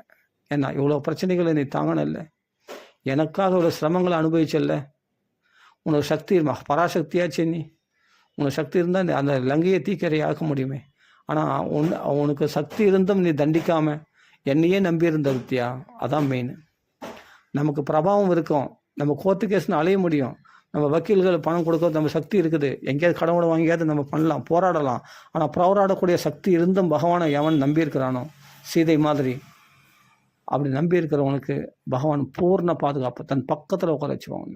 சீதையை பக்கத்தில் உட்கார வச்சு பட்டாபிஷேகம் பண்ணி நம்ம பற்றியா, அது மாதிரி நம்மளுக்கு பாதுகாப்பு. அப்படி அபயம் சர்வபூதேப்பியோ, எந்த சர்வபூதேப்பி எந்த ஜீவராசிகள் இடத்துலையுமே இல்லை, எந்த மனுஷன் இடத்துலையும் இருந்தவனுக்கு இருக்கிற அந்த பயத்தை போக்கி உனக்கு அபயத்தை கொடுப்பான் பகவான்.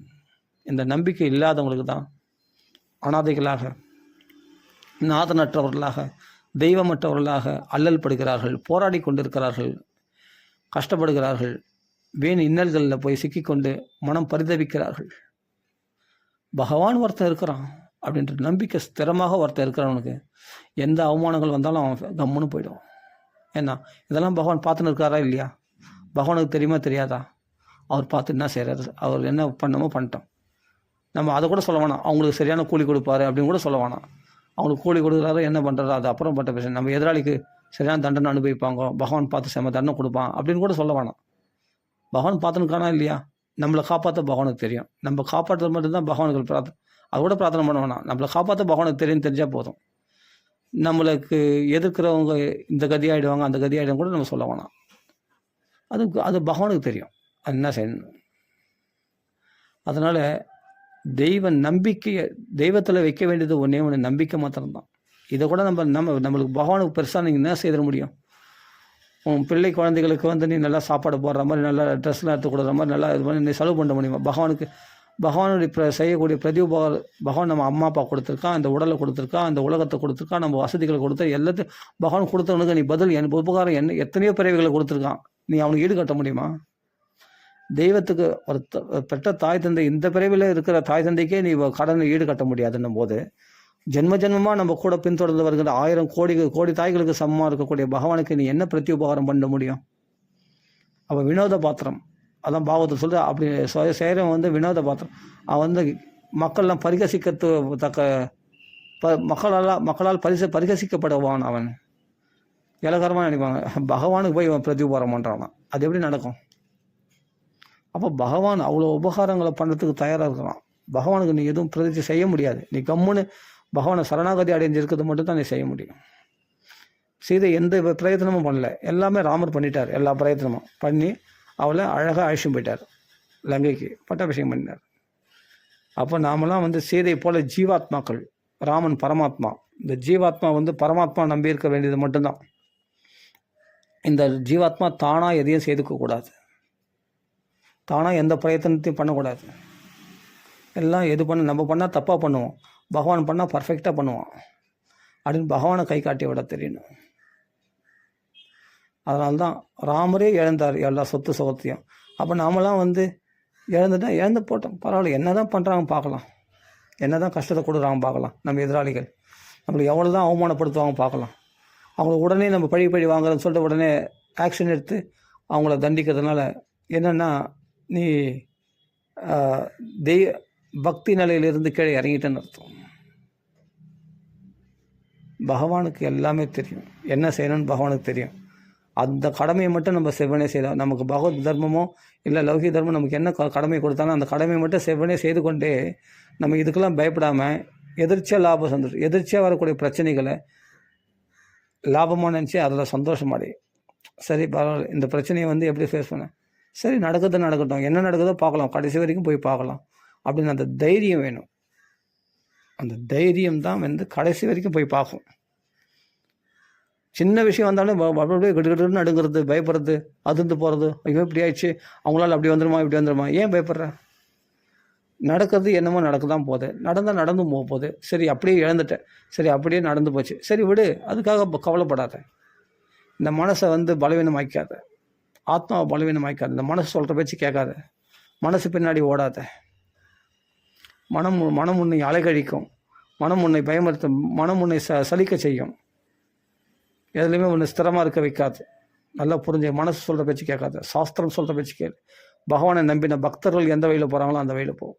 அவளுக்கு வராத பிரச்சனையே அவனுக்கு வந்துடுச்சு, ஐயோ மலையிலேருந்து கீழே சொல்ல போகிறாங்களே அப்படி பிரகலாத் பயந்தானா? தலைனா என்ன ஆகப்போதோ அவள் தான், தேகத்துக்கு தான், அவள் தான். நான் பாடு நாராயணாமான்னு சொல்கிறத நான் ஏன் நிறுத்தணும்? நான் பாடு பகவான் நாம நாராயணன் சொல்லினே இருக்கிறேன். இல்லை இரண்ய நம்ம சொல்லுவேன், நான் நாராயணன் தான் சொல்லுவேன், நாராயணா ஹரிநாராயணா சொல்லினே இருந்தான். மலையிலிருந்து கீழே தள்ளும் போது அவனுக்கு அதை பற்றி கவலை இல்லை. ஏன்னா என்னை காப்பாற்றுற போது பகவானுக்குப்பா, நான் ஏன் போய் என்னை காப்பாற்றிக்க நான் போராடணும், நான் ஏன் போய் சொல்லணும்? நான் நாராயண அப்பா நீ சொல்கிற பற்றி உங்களுக்கு கேட்குறேன்ப்பா, நான் இரண்ய நம்ம சொல்கிறேன்ப்பா அப்படின்னு பிரகலாதன் சொன்னானா? இல்லையே, பயப்படலையே. அந்த பயம் வந்துடுமோ மேலேருந்து கீழே தள்ளுவாங்களோ மேலே கீழே விழுந்துடணும் அந்த பயம் இருக்குது. அந்த பயம் தான் நம்மளை கொல்லும். விழுந்தும் போது என்ன நடக்குதோ அது நடக்க தான் போகுது அப்படின்னு தைரியமாக இருக்கிறவனுக்கு அந்த மரணம் கூட இவனை பார்த்து பயந்து ஓடும். அந்த மரணம் கூட இவனை பார்த்து பயந்து ஓடும். பிரகலாதன் அப்படி தான் ஜெயித்தான், பயப்படலை. அவன் நாராயணன் நம்புறதை விடவே விடலை. என்னை நான் காப்பாற்றினா எனக்கு நஷ்டம், என்னை பகவான் காப்பாற்றினா எனக்கு லாபம். பகவானால் அதனால் உலகத்தில் ஏமாந்தனாவே போயிடுன்றேன். ஏமாந்தனா போய்டும், உன்னை திரஸ்கரிக்கட்டும், உன்னை உதாசீனப்படுத்தட்டும், என்ன வேணாலும் பண்ணிட்டோம், அதை பற்றி கவலையே படாதீங்க, பகவான் பார்த்துப்போம். அதனால் 4 பேருக்கு ஏற்ற மாதிரி வேஷம் போடுறதோ, அவர்களும் ஐயோ அவங்களிடத்துல பேசுறதே பெரிய விஷயம், அதனால் ஒரு 5 நிமிஷம் பேச வாய்ப்பு கிடைக்குமா அப்படின்னு அவங்களிடத்துல போய் நம்ம தொங்கின்னு இருக்கிறதும், அவரிடத்துல போய் கெஞ்சுறதும், இதெல்லாம் தேவையில்லாத விஷயம். உன்னை பகவானுக்கு தெரியும், உன்னை யார் இடத்துல சேர்த்து வைக்கணும், யார் இடத்துல பேச வைக்கணும், யார் உன்னத்துல பேசி பழகிறதுக்கு தகுதியானவங்க அப்படின்னு பகவானுக்கு தெரியும். அவர்கள் உன்னத்தில் நல்லா பேசுவாங்க. பேசினா பேசட்டும், பேச காட்டி போட்டோம். நீங்கள் பாட்டுக்கு அவங்க அவாய்ட் பண்ணுறாங்கன்னா சரி ஓகே, நீங்கள் விட்டதில்லை. நாமளாக போய் வாண்டடாக போய் எல்லாருக்கையும் போய் உங்கள் ஸ்நேகிதை எனக்கு வேணும், நீங்கள் தான் எனக்கு நல்லா பேசணும் அப்படின்னு போய் கெஞ்ச வேண்டிய அவசியமே இல்லை. ஆனால் முக்கியமான விஷயம், நம்மிடத்தில் அது போல் யாருன்னா ஆசையாக பேச வந்தா, அன்பாக பேச வந்தா, அவங்கள மூஞ்சில் அடித்த மாதிரி பேசாமல், அவளை திரஸ்காரம் பண்ணாமல், அவளை உதாசீனப்படுத்தாமல் இருந்தால் போதுமானது. அப்போ நீங்கள் எங்கேயுமே உதாசீனப்படுத்தப்பட மாட்டீர்கள். அவ்வளோதான். இல்லை சில துஷ்ட சங்கம் நம்மளை என்னென்னா நம்ம பக்தி கெடுக்குது அது மாதிரின்னா அதை அவாய்ட் பண்ணுறது கரெக்ட் தான். அப்படிப்பட்டவங்க தேவையில்லாமல் வீணாக வந்தால் கூட அவர்களால் பக்தி கெடும், அதனால் நம்ம பக்தி போயிடும், பௌதிக விஷயமாக பேச வராங்கன்னா அதெல்லாம் நம்ம அக்செப்ட் பண்ணிக்கூடாது. நல்லா புரிஞ்சுக்கணும். இந்த ஒரு பாகுபாடு கண்டிப்பாக வேணும். ஏன்னா பக்தியில் வளர்றதுக்காக தான் நம்ம இந்த பக்குவமே பெறுறோம். அந்த பக்திக்கே தடை வர மாதிரி ஒரு துஷ்ட சங்கம் பிராப்தமாகுது, அவங்க வீணாக பேசுகிறாங்கன்னா அதை நம்ம கண்டிப்பாக அவாய்ட் பண்ணி தான் ஆகணும். இதனால் பக்திக்கு இடையூறு வரும்னா கண்டிப்பாக அவாய்ட் பண்ணணும். ஆனால் வேறு யாராவது நார்மலாக நம்ம இடத்துல தயவாக வராங்க, நல்லபடியாக பேசுகிறாங்க, அவங்க நம்ம சொன்ன பக்தி விஷயத்தில் இருக்கிறாங்க அப்படின்னா அவங்கள உதாசீனப்படுத்த வேண்டிய அவசியமே இல்லை. அது மாதிரி உன்னை தேடி வரவங்கள உதாசீனப்படுத்தாமல் இருந்தாலே போதுமானது. அப்படியே துஷ்ட சங்கம் பிராப்தமானால் கூட அவளோட நயமாக சொல்லி தான் அவங்கள விளக்கணுமே தவிர, நம்ம பக்தி விஷயமா பேசுனா பேசுகிறோம்ப்பா, நீ பௌதிக விஷயமா பேசுறதுந்தா இல்லைப்பா எனக்கு டைம் இல்லை அப்படின்னு நயமாக பேசி வேணால் விலகி இல்லாமே தவிர, அவரில் மூஞ்சில் அடிச்ச மாதிரி பேசக்கூடாது. அவர் துஷ்ட சங்கமே ஆனாலும் பக்தி கெடுக்கக்கூடியவர்களாக இருந்தால் கூட சரி, அவ்வளோ நயமாக பேசி அவளிடத்துலேருந்து விலகி போயிடணும், அவ்வளோதான். அப்போ உன்னிடத்தில் வரவங்களிடத்துல நீ எப்படி அன்பு காட்டுறியோ அது மாதிரி நீ மற்றவங்களிடத்துல போகும்பொழுது அவர்களும் உன்னிடத்தில் அன்பு காட்டுவோம். கண்டிப்பாக அன்பு காட்டணும். அதை கூட நம்ம எக்ஸ்பெக்ட் பண்ண, அதை கூட நம்ம எதிர்பார்க்க வேண்டிய அவசியமே இல்லை. உன்னிடத்தில் யார் தேடி வராங்களோ அவங்களிடத்தில் நல்லா பேசினாவே போதுமானது, அவ்வளோதான். ஏன் ஒருத்தர் இடத்துல போய் நம்ம தொங்கணும்? ஏன் அவங்களுடைய மதிப்பை எதிர்பார்க்குறீங்க நீங்கள்? ஏன் அவங்க நம்மளை கௌரவப்படுத்துவாங்கன்னு எதிர்பார்க்குறீங்க? நம்மளை தூக்கி வைக்க வேண்டியது யார்? பகவான் தான் நம்மளை தூக்கி வைக்கணும், பகவான் தான் நம்மளை கௌரவப்படுத்தணும். அப்போ பகவானை நம்ம கௌரவப்படுத்துகிறோம். பகவானுக்கு தெரியும் உன்னை எங்கே சிறக்க வைக்கணும், எங்கே உன்னை பின்தங்க வைக்கணும், எல்லாமே பகவானுக்கு தெரியும். அவன் பார்த்து செய்தானா பர்ஃபெக்டாக செய்வான். நாமளாக தேடிக்கிறது கஷ்டமாக தான் இருக்கும். எதற்காக நம்ம எங்கே போகிறோமோ அங்கே அதுக்காக மட்டும் நம்ம செய்துட்டு வந்தால் போதுமானது. பகவத் விஷயம் பக்திக்காக போகிறோன்னா பக்தி பகவானை பட்டு பாரு. அங்கே பக்தர்கள் இருக்காங்களா, பக்தர்களை பாருங்கள், பகவானை பாருங்கள். அது என்ன பின்பற்றணும்னா அதை மட்டும் ஃபாலோ பண்ணிட்டு வந்துனே இருக்கணும், அவ்வளோதான். அதனால் நம்ம நம்மளுக்கு என்ன தகுதி வேணும்னா, எந்த தகுதியும் வேணாம், அதான் தகுதி. உலகத்துக்கு ஏற்ற மாதிரி வேஷம் போடணும், அப்படி நடக்கணும் இப்படி நடக்கணும், அந்த தகுதியெலாம் உனக்கு வேணவே வேணாம். பக்தனாக இருக்கிறதுக்கு என்ன வேஷம் போடணுமோ அதை வேஷம் மட்டும் போடு. அது கூட வேஷம் ஏன் சொல்கிறேன்னா, இப்போது ஒரு பக்தர்களுக்கு ஒரு ட்ரெஸ்ஸு கொடுக்குறாங்க, பக்தர்கள் நெத்தியில் திலகம் எடுக்கணும், கண்டிப்பாக அதெல்லாம் செய்யணும். அது வேஷம் மாதிரி தெரிஞ்சாலும் அதான் உண்மை, அதான் உன் சொரூபம். அதனால் பக்தர்களுடைய வேஷம் அப்படி தகுதிக்கணும். உலகத்துக்கு தகுந்த வேஷம் தரிக்கணும் அவசியமே இல்லை. யாராலையும் உண்மையிலே சொல்லப்போனால் நம்மளுக்கு யாராலையும் எதுவும் ஆக வேண்டியதே இல்லை, பகவான் ஒருத்தனை தவிர. நல்லா புரிஞ்சுக்கணும். அதனால் பயந்து சாகிற இந்த மனஸ்பான்மையை முதல் மாற்றணும். அந்த மனசு ஜெயிக்கிறதுக்கு என்ன வழின்னா, ஒரே வழி நாமா சொல்கிறது தான். பகவான் நாமா நிறைய சொல்கிறது தான் இந்த பயத்தை போகிறதுக்கான ஒரே வழி. கவலைகளை போக, துன்பங்களுக்கு எல்லாமே போனால் போகும்போது போகாட்டி போகுது, ஆனால் நான் நாமா சொல்கிறத விட மாட்டேன் அப்படின்னு உறுதியாரு. மற்றதெல்லாம் தன்னாலே உனக்கு திராயதே மகதோ பயாத். அந்த பயங்கள்லேருந்து மகதோ பெரிய பயத்திலேருந்து உன்னை விடுதலை பண்ணிட்டோம். சொல்பமப்பியசிய தர்மசிய திராயதே மகதோ பயாத். என்ன சொல்கிறாரு, ஒரு இடத்துல பெரிய பயத்திலேருந்து விடுவிச்சிடுமா. இந்த பாக தர்மத்தை கொஞ்சம் அபியாசம் பண்ணால் கூட பகவான் ஒருத்தர் இருக்கான், அவன் பார்த்துட்டான். என்ன அநியாயம் பண்ணுறாங்கன்னா, அநியாயம் பண்ணிட்டான், நீ ஃபேஸ் பண்ணு, அவளை எதிர்க்காத, அவளை திட்டாத, அவளத்தில் போய் சண்டை போடாத, அவளை விவாதம் பண்ணாத, விட்டுட்டு பகவான் பார்த்துப்பான் அப்படின்னு முழுசாக நம்பி விட்டுட்டு. உண்மையிலேயே தெய்வம்னு ஒன்று இருந்தால் கண்டிப்பாக பார்த்துக்கும். ஏன்னா சில பேர் அப்படியே நினைக்கிறது உண்டு, தெய்வம்னு ஒன்று இருக்குதுன்னு நிறைய சொல்கிறாங்களே, ஒரு வேளை தெய்வம் அப்படி ஒன்று இருந்தால் பார்த்துவாங்க இல்லையா அப்படின்னு நம்மளாம் நம்புகிறோம். தெய்வம் இருக்குதுன்றதை, ராமர் வந்தது உண்மைன்னு நினைக்கிறோம், கிருஷ்ணன் வந்தது உண்மை, நம்ம பகவானை சத்தியம்னு நினைக்கிறோம். அதனால தான் ராமாயணம், இவ்வளோ ராமாயணம் படிக்கிறோம், இவ்வளோ பாகவதம் படிக்கிறோம், இவ்வளோ நாமா சொல்கிறோம். இல்லைன்னா நம்ம ஏன் இதெல்லாம் செய்ய போகிறோம்? எல்லாம் இருக்குதுன்னு நினைக்கிறதுனால நம்ம இவ்வளோ சத்தியாக செய்கிறோம், இவ்வளோ நம்பிக்கையாக செய்கிறோம். அப்போ நம்மளை தாழ்த்தி பேசினா பேசி போட்டோம், நம்மளை அவமானப்படுத்தினா அது மட்டும், நம்ம கீழ்த்தரமாக பேசினாலும் பேசி போட்டோம், என்ன வேணாலும் நடக்கட்டும், பகவான் ராம நாமத்தை வர்றதில்லை, அவ்வளோதான். ராமா நீ தான் கதி அப்படின்னு பிடிச்சின்னு போயினே இருக்கும். ஆனால் அவர்கள் நம்மளை எதிர்க்கும் போது, நம்மளை திட்டும் போது, பிரச்சனை பண்ணும்போது நம்மளால் அது நம்ம சுபாவமானது அந்த ஆக்ரோஷம் தான் தீரும். அந்த ஆக்ரோஷம் வரும்போது அதை அடக்க தெரிஞ்சவன் தான் மனுஷன். பகவான் மேலே பாரத்தை போட்டோன்னா ஆக்ரோஷம் பட மாட்டான். நீ எவ்வளோ துள்ளி குதிராச்சா, நீ என்னென்ன பண்ணுறியோ பண்ணு, எல்லாம் பகவான் பார்த்துன்னுக்குறான், அவன் பார்த்து என்ன செய்யணுமோ செய்வான். நாங்கள் ஏமாளிகளாகவே போகிறோம், பரவாயில்ல அப்படின்னு எவன் போகிறானோ அவனுக்கு பகவான் பூர்ண பாதுகாப்பு, ஃபுல் பாதுகாப்பு கொடுப்பான், செக்யூரிட்டி. ராவணன் வீட்டிலே இருந்தாலும் எப்பா வெளியில் இருக்கிற குபேரன் அவங்க எல்லாம் பயந்து நடுங்கிறாங்க. தேவாதி தேவரெல்லாம் ராவணனுடைய கிரகத்தில் பிரவேசிக்க பயப்படுறாங்க. ஆனால் ராவணன் வீட்டிலே இருந்து சீதை ராவணனுக்கு சவால் கொடுத்து எதிர்த்து பேசுகிறா. ஆனால் சீதையை ஒன்றும் பண்ண முடியல. ஏன்னா ராமனுடைய ராமநாமம் சொல்லியிருக்கா. ராம பக்தியாகி அவளுக்கு பகவான் அப்படி ஒரு பாதுகாப்பு கொடுத்துருக்கான். அந்த காவலாக இருந்த அந்த ராட்சசிகள் உன்னை கொன்னுடுவேன், தின்னுடுவேன், அப்படி பண்ணுவேன், கண்ணை பிடிக்கிடுவேன், உன்னுடைய ஈரில் உன்னுடைய ஹிருதயத்தை பிடிக்கிடுவேன், அப்படி இப்படின்னு பேசலாம். ஒருத்தி கூட ஏதாவது பண்ண முடியாது. ஏன்னா ராமனுடைய பாதுகாப்பில் இருக்கான். பகவத் பாதுகாப்பில் இருக்கிற பயமுறுத்த முடியுமே தவிர அவர்களால் ஒன்றுமே கிட்ட நெருங்க முடியாது. ஆனால் சீதை பயந்தான். அடுத்த நிமிஷம் ராமர் இருக்கிற அந்த தைரியமாக இருந்தான். அப்போ தனக்கு சக்தி இருந்து கூட அந்த சக்தியை பிரயோகம் பண்ணாமல் யமனுடைய ராமனுடைய பலத்திலேயே எல்லாத்தையும் பிரச்சனைகளை சமாளிக்கிறானோ அவன் தான் சிறந்த பாகவதனாக பிரகாசிக்க முடியும். நம்ம கண்டிப்பாக உணர்வுகளால் பாதிக்கப்பட தான் படுவோம், உணர்ச்சிகளால். அப்போ நம்மளுக்கு அந்த கோபம் வரும், கொந்தளிப்பு வரும், ஆசைகள் வரும், எல்லாம் தான் வரும். ஆனால் ராமருடைய கருணையினால் கிருபையினால் சமாளிக்கிறது தான் உத்தமமானது. அதான் உயர்ந்த பக்தி. அதனால் எதை கண்டும் பயப்பட வேண்டிய அவசியம் இல்லை.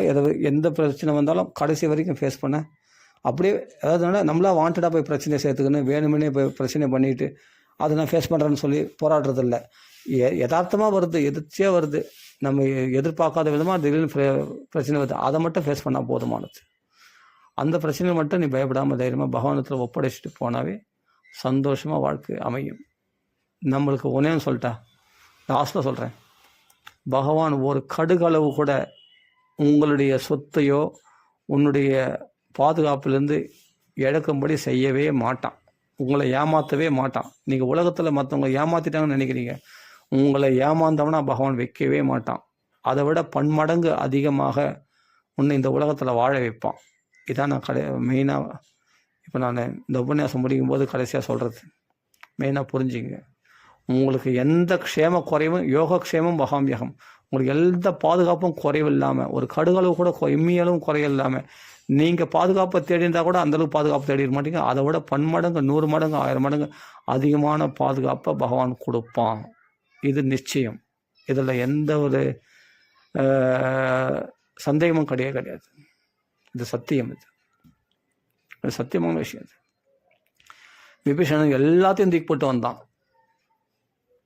ஆனால் ராவணன் எதையுமே இழக்க தயாராக இல்லை. இன்னொருத்த மனைவி கூட இழக்க அவன் தயாராக இல்லை. அப்போ அவன் பொருளை இழப்பான். அப்படிப்பட்ட அவன் எல்லாத்தையும் இழந்து நடுத்தரில் நின்னான் இல்லை, இறந்துட்டான் போர்க்காலத்தில். ஆனால் எல்லாத்தையும் விட்டு வந்த விபீஷனுக்கு சர்வ லங்காராஜ்யம் அவனுக்கே ஒரு இதுன்னு பகவான் கொடுத்துட்டாரா இல்லையா? அவனுக்கு இருக்க வேண்டிய சுகத்தை கூட அவனால் அனுபவிக்க முடியாத அளவுக்கு லங்கை தூக்கி போட்டு 4 மந்திரிகளோடு வந்தார். பொண்டாட்டி பிள்ளையும் கூட இருக்கிறாங்களா இல்லையான்னு தெரியாது, அவங்கள கூட தூக்கி போட்டு வந்துட்டான். எல்லாத்தையும் திறந்துட்டு வந்தான் விபீஷணன். ஏன்னா ராமனை சரணம் அடைஞ்சது.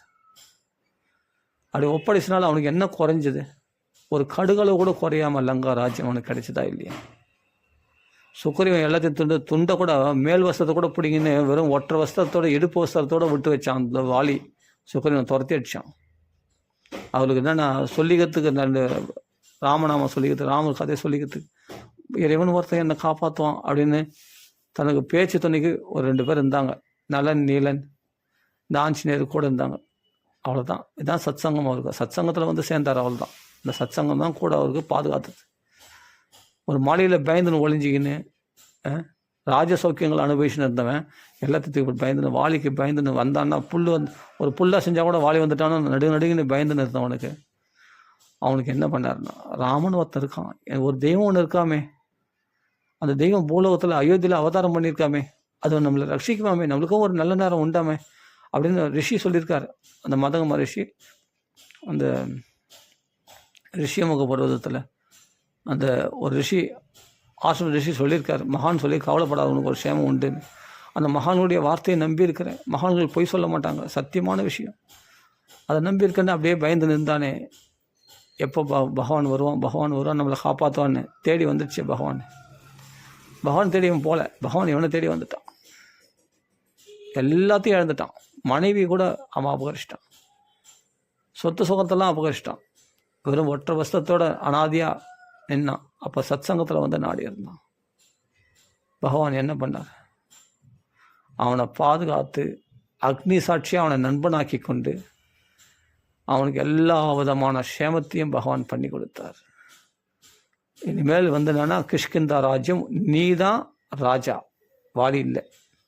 எல்லா சொத்துக்கும் அதிபதியாக சுக்ரீவனை செய்தார். ஒரு பருக்க உணவு கூட சொத்து கூட கிடையாதுன்னு தொத்தி அடிச்சான்ல, மேல் வசத்தை கூட பிடிக்கணும்னு நினச்சான்ல, வஸ்திரம் மேல் வஸ்திரம் ஒன்றுனா மேல் வஸ்திரம் அப்படின்னு சொல்லிட்டு அதை கூட பிடிக்கணும். ஒரு வஸ்திரம் மானத்தை மறைக்கிறதுக்கு இடுப்பில் கட்டுற வஸ்திரத்தோடு விட்டான் இல்லையா வாலி. ஆனால் இன்றைக்கி அந்த கிஷ்கிந்த ராஜ்யத்துக்கு நீ தான் அதிபதி. சௌக்கியங்களை எல்லாத்தையும் அனுபவிக்கலாம். நீ 3 மாதம் ஜாலியாக அனுபவி. அது பிறகு என்னுடைய கைங்கரியத்தில் பகவானுடைய சேவையில் ஈடுபடு. அதாவது போர்க்காலத்தில் அதுலேயும் உனக்கு எந்த இழப்பும் ஏற்படாது. எல்லாம் வானர்களாக இறந்தார்கள் தான், இறந்தில்லை. மறுபடியும் அவர்களை உயிர் பழைக்க வச்சார் பகவான். சஞ்சீவனி மூலிகை மூலமாக அப்பா இந்திரன் மூலமாக உயிர் பழைக்க வச்சு ஒரு வானரும் கூட சாகாமல் அத்தனை பேரையும் பகவான் பாதுகாத்தார் ராமர். இதான் ராமனுடைய பாதுகாப்பு. நல்லா புரிஞ்சு. அதனால் பகவானை நம்பி செயல்படுங்க. உலகத்தாருடைய மதிப்பு மரியாதை எதிர்பார்க்காதீங்க. இன்றைக்கி நல்லா ஆஹா ஓகோன்னு சொல்கிற உலகம் நாளைக்கு தூற்றும், நம்மளை அப்படியே கைவிட்டுரும். இன்றைக்கி நம்ம கூட சேர்ந்து இருக்கிற ஜனங்கள் நாளைக்கு நம்மளை விட்டு போயிடுவாங்க. அப்படி தான் எல்லாமே, எதுவுமே நிரந்தரமற்றது அப்படின்னு தெரிஞ்சது. பகவான் மட்டும் எப்போவும் முகம் சுளிக்காமல் நீங்கள் எப்போ போய் உங்கள் குறைகளை சொன்னாலும் கேட்குறதுக்கு தயாராக இருக்கிறான் பகவான். ரிலாக்ஸாக பேசலாம். நீ படபடப்பாக இப்போ நான் சொன்னேன் இல்லையா, ஒரு அரசியல்வாதிகளத்தில் போய் நம்ம கோரிக்கையை சொல்ல முடியாது. ஒரு இடத்துல போய் நம்ம, ஏன்னா அவங்க அவசர அவசரமாக போகிறாங்க, அவங்க இடத்துல போய் நம்ம ரிலாக்ஸாக பேச முடியாது. ஒரு நடிகர் இடத்துல ஒரு உயர்ந்த ஸ்தானத்தில் இருக்கிறவங்க பேச முடியாது. சில பேர் என்னென்னா கொஞ்சம் பணக்காரர்கள் பற்றில போய் ஏழைகள் பேச முடியாது ஃப்ரீயாக. இது மாதிரிலாம் இருக்காங்க இல்லையா. சில பேர் ஜாதி அபிமானம் கொண்டவர்களிடத்தில் போய் ஃப்ரீயாக பேச முடியாது. இது மாதிரிலாம் இருக்கிறாங்க இல்லையா. அவங்களாம் ஒரு கௌரவத்தையை பார்ப்பாங்க, என்ன மதிப்பு மரியாதை பார்ப்பாங்க. ஆனால் நீ பகவானிடத்தில் போய் எதை வேணாலும் பேசலாமே, ஃப்ரீயாக பேசலாமே, சகஜமாக பேசலாமே, எப்போ வேணாலும் பேசலாமே, எங்கே வேணாலும் பேசலாமே. பகவான் காத்துன்னு இருக்கிறானே உன்னுடைய பேச்சை கேட்கறதுக்கு. அவன் கருணை இல்லையா, கருணாமூர்த்தி, கருணை கடல் இல்லவா அவன், கருணா சாகரன் அல்லவா ராமன். நீ என்ன சொன்னாலும் கேட்பான். நைட்டெல்லாம் சுக்ரீவன் புலம்புறான். அண்ணன் அது கதையே வருது. வால்மீகி ஒரு பெருசாக அதை சுக்ரீவன் வர்ணிச்சதை சொன்ன விஷயம், நான் மாயாவி வதம் பண்ணது, துந்தி வாதம், இதெல்லாமே தேவையா ராமருக்கு? உனக்கு என்ன துரோகம் பண்ண அதை மட்டும் சொல்லாருன்னா இதெல்லாம் பெரிய பெரிய கதையாக சொல்கிறான். சொல்லிவிட்டு அப்போ ராமரே பரீட்சை வேறு பண்ணுறான். எல்லாத்தையும் பகவானை அக்செப்ட் பண்ணிக்கிட்டு, ஆனால் அவனுக்கு சேமாக வாழ வைக்கணும். அவன் அப்படி தான் குறைவுள்ளவனாக இருப்பான். என்ன பண்ணுறது? அவன் பட்ட அனுபவங்கள் அவன் நம்மளே பரிசோதிக்க வைக்குது. ஏன்னா வாலினுடைய பலத்தை நேரில் பார்த்துருக்கான், என் பலத்தை நேரில் பார்க்கல, அதனால் என்னை பரிசோதிக்கிறான், மரத்தை அடின்றான். சரி செய்வோம் அப்படின்னு சொல்லிட்டு பகவான் அவனுக்கு ஏற்ற மாதிரி இறங்கி அவனுக்கு எல்லா விதமான இது பரீட்சைக்கும் ஒத்துக்கிட்டு அவனுக்கு பாதுகாப்பையும் வாலியும் வதம் பண்ணி ராஜ்யத்தில் உட்கார வச்சு இவ்வளோ கருணையாமல் பண்ணுவான். பகவான் ஒருத்தன் தான் பண்ணுவான். உன்னுடைய புலம்பெல்லாம் கேட்டுன்னு இருப்பான். நைட்டு பூரா புலம்புவானா ராமர் இடத்துல, அதெல்லாம் கேட்பாரா ராமர். இதுதாங்க தெய்வம். நமக்காக உருகிற தெய்வம், நமக்காக அழுகிற தெய்வம். இதுதான். சுக்கிரனுடைய கஷ்டத்தை நினச்சி ராமர் அழுதார். சீதையினுடைய கஷ்டத்தை நினச்சி ராமர் புலம்பினார். இவனுக்கு போய் இப்படி கஷ்டம் வந்துடுச்சு அப்படின்னு. தசரதை நினச்சி அழுதார், கௌசல்யா நினச்சி. அப்போ ஒவ்வொரு பக்தரையும் நினச்சி ஒரு உருகிற தெய்வம் எதுனா ராமன் தான். நமக்காக அழக்கூடியவன் ஒருத்தன் தான், ராமன் மட்டும்தான். உனக்காக நம்ம கட்டின மனைவி கூட அழுவாங்களான்னு தெரியாது, இல்லை கட்டின கணவன் கூட அழுவாங்களான்னு தெரியாது. நம்ம கஷ்டம் நமக்குள்ளவே ஆனால் நம்ம அந்தரங்க ஆத்மாவாகிய பகவான் முழுமையாக உன் கஷ்டத்தை உணர்ந்து அவன் அழுவானான். ராமன் அழுவானான் நமக்காக காடு காடாக நம்மளை தேடி அழிவானான் பகவான். சுக்ரீவன் எங்கே சுக்ரீவன் கஷ்டப்படுறானாமே, ஒற்றை வசத்தோட வாலியால் துரத்தப்பட்டு. அந்த குழந்தை என்ன தான் பாடுபடுறானே தெரியலையே.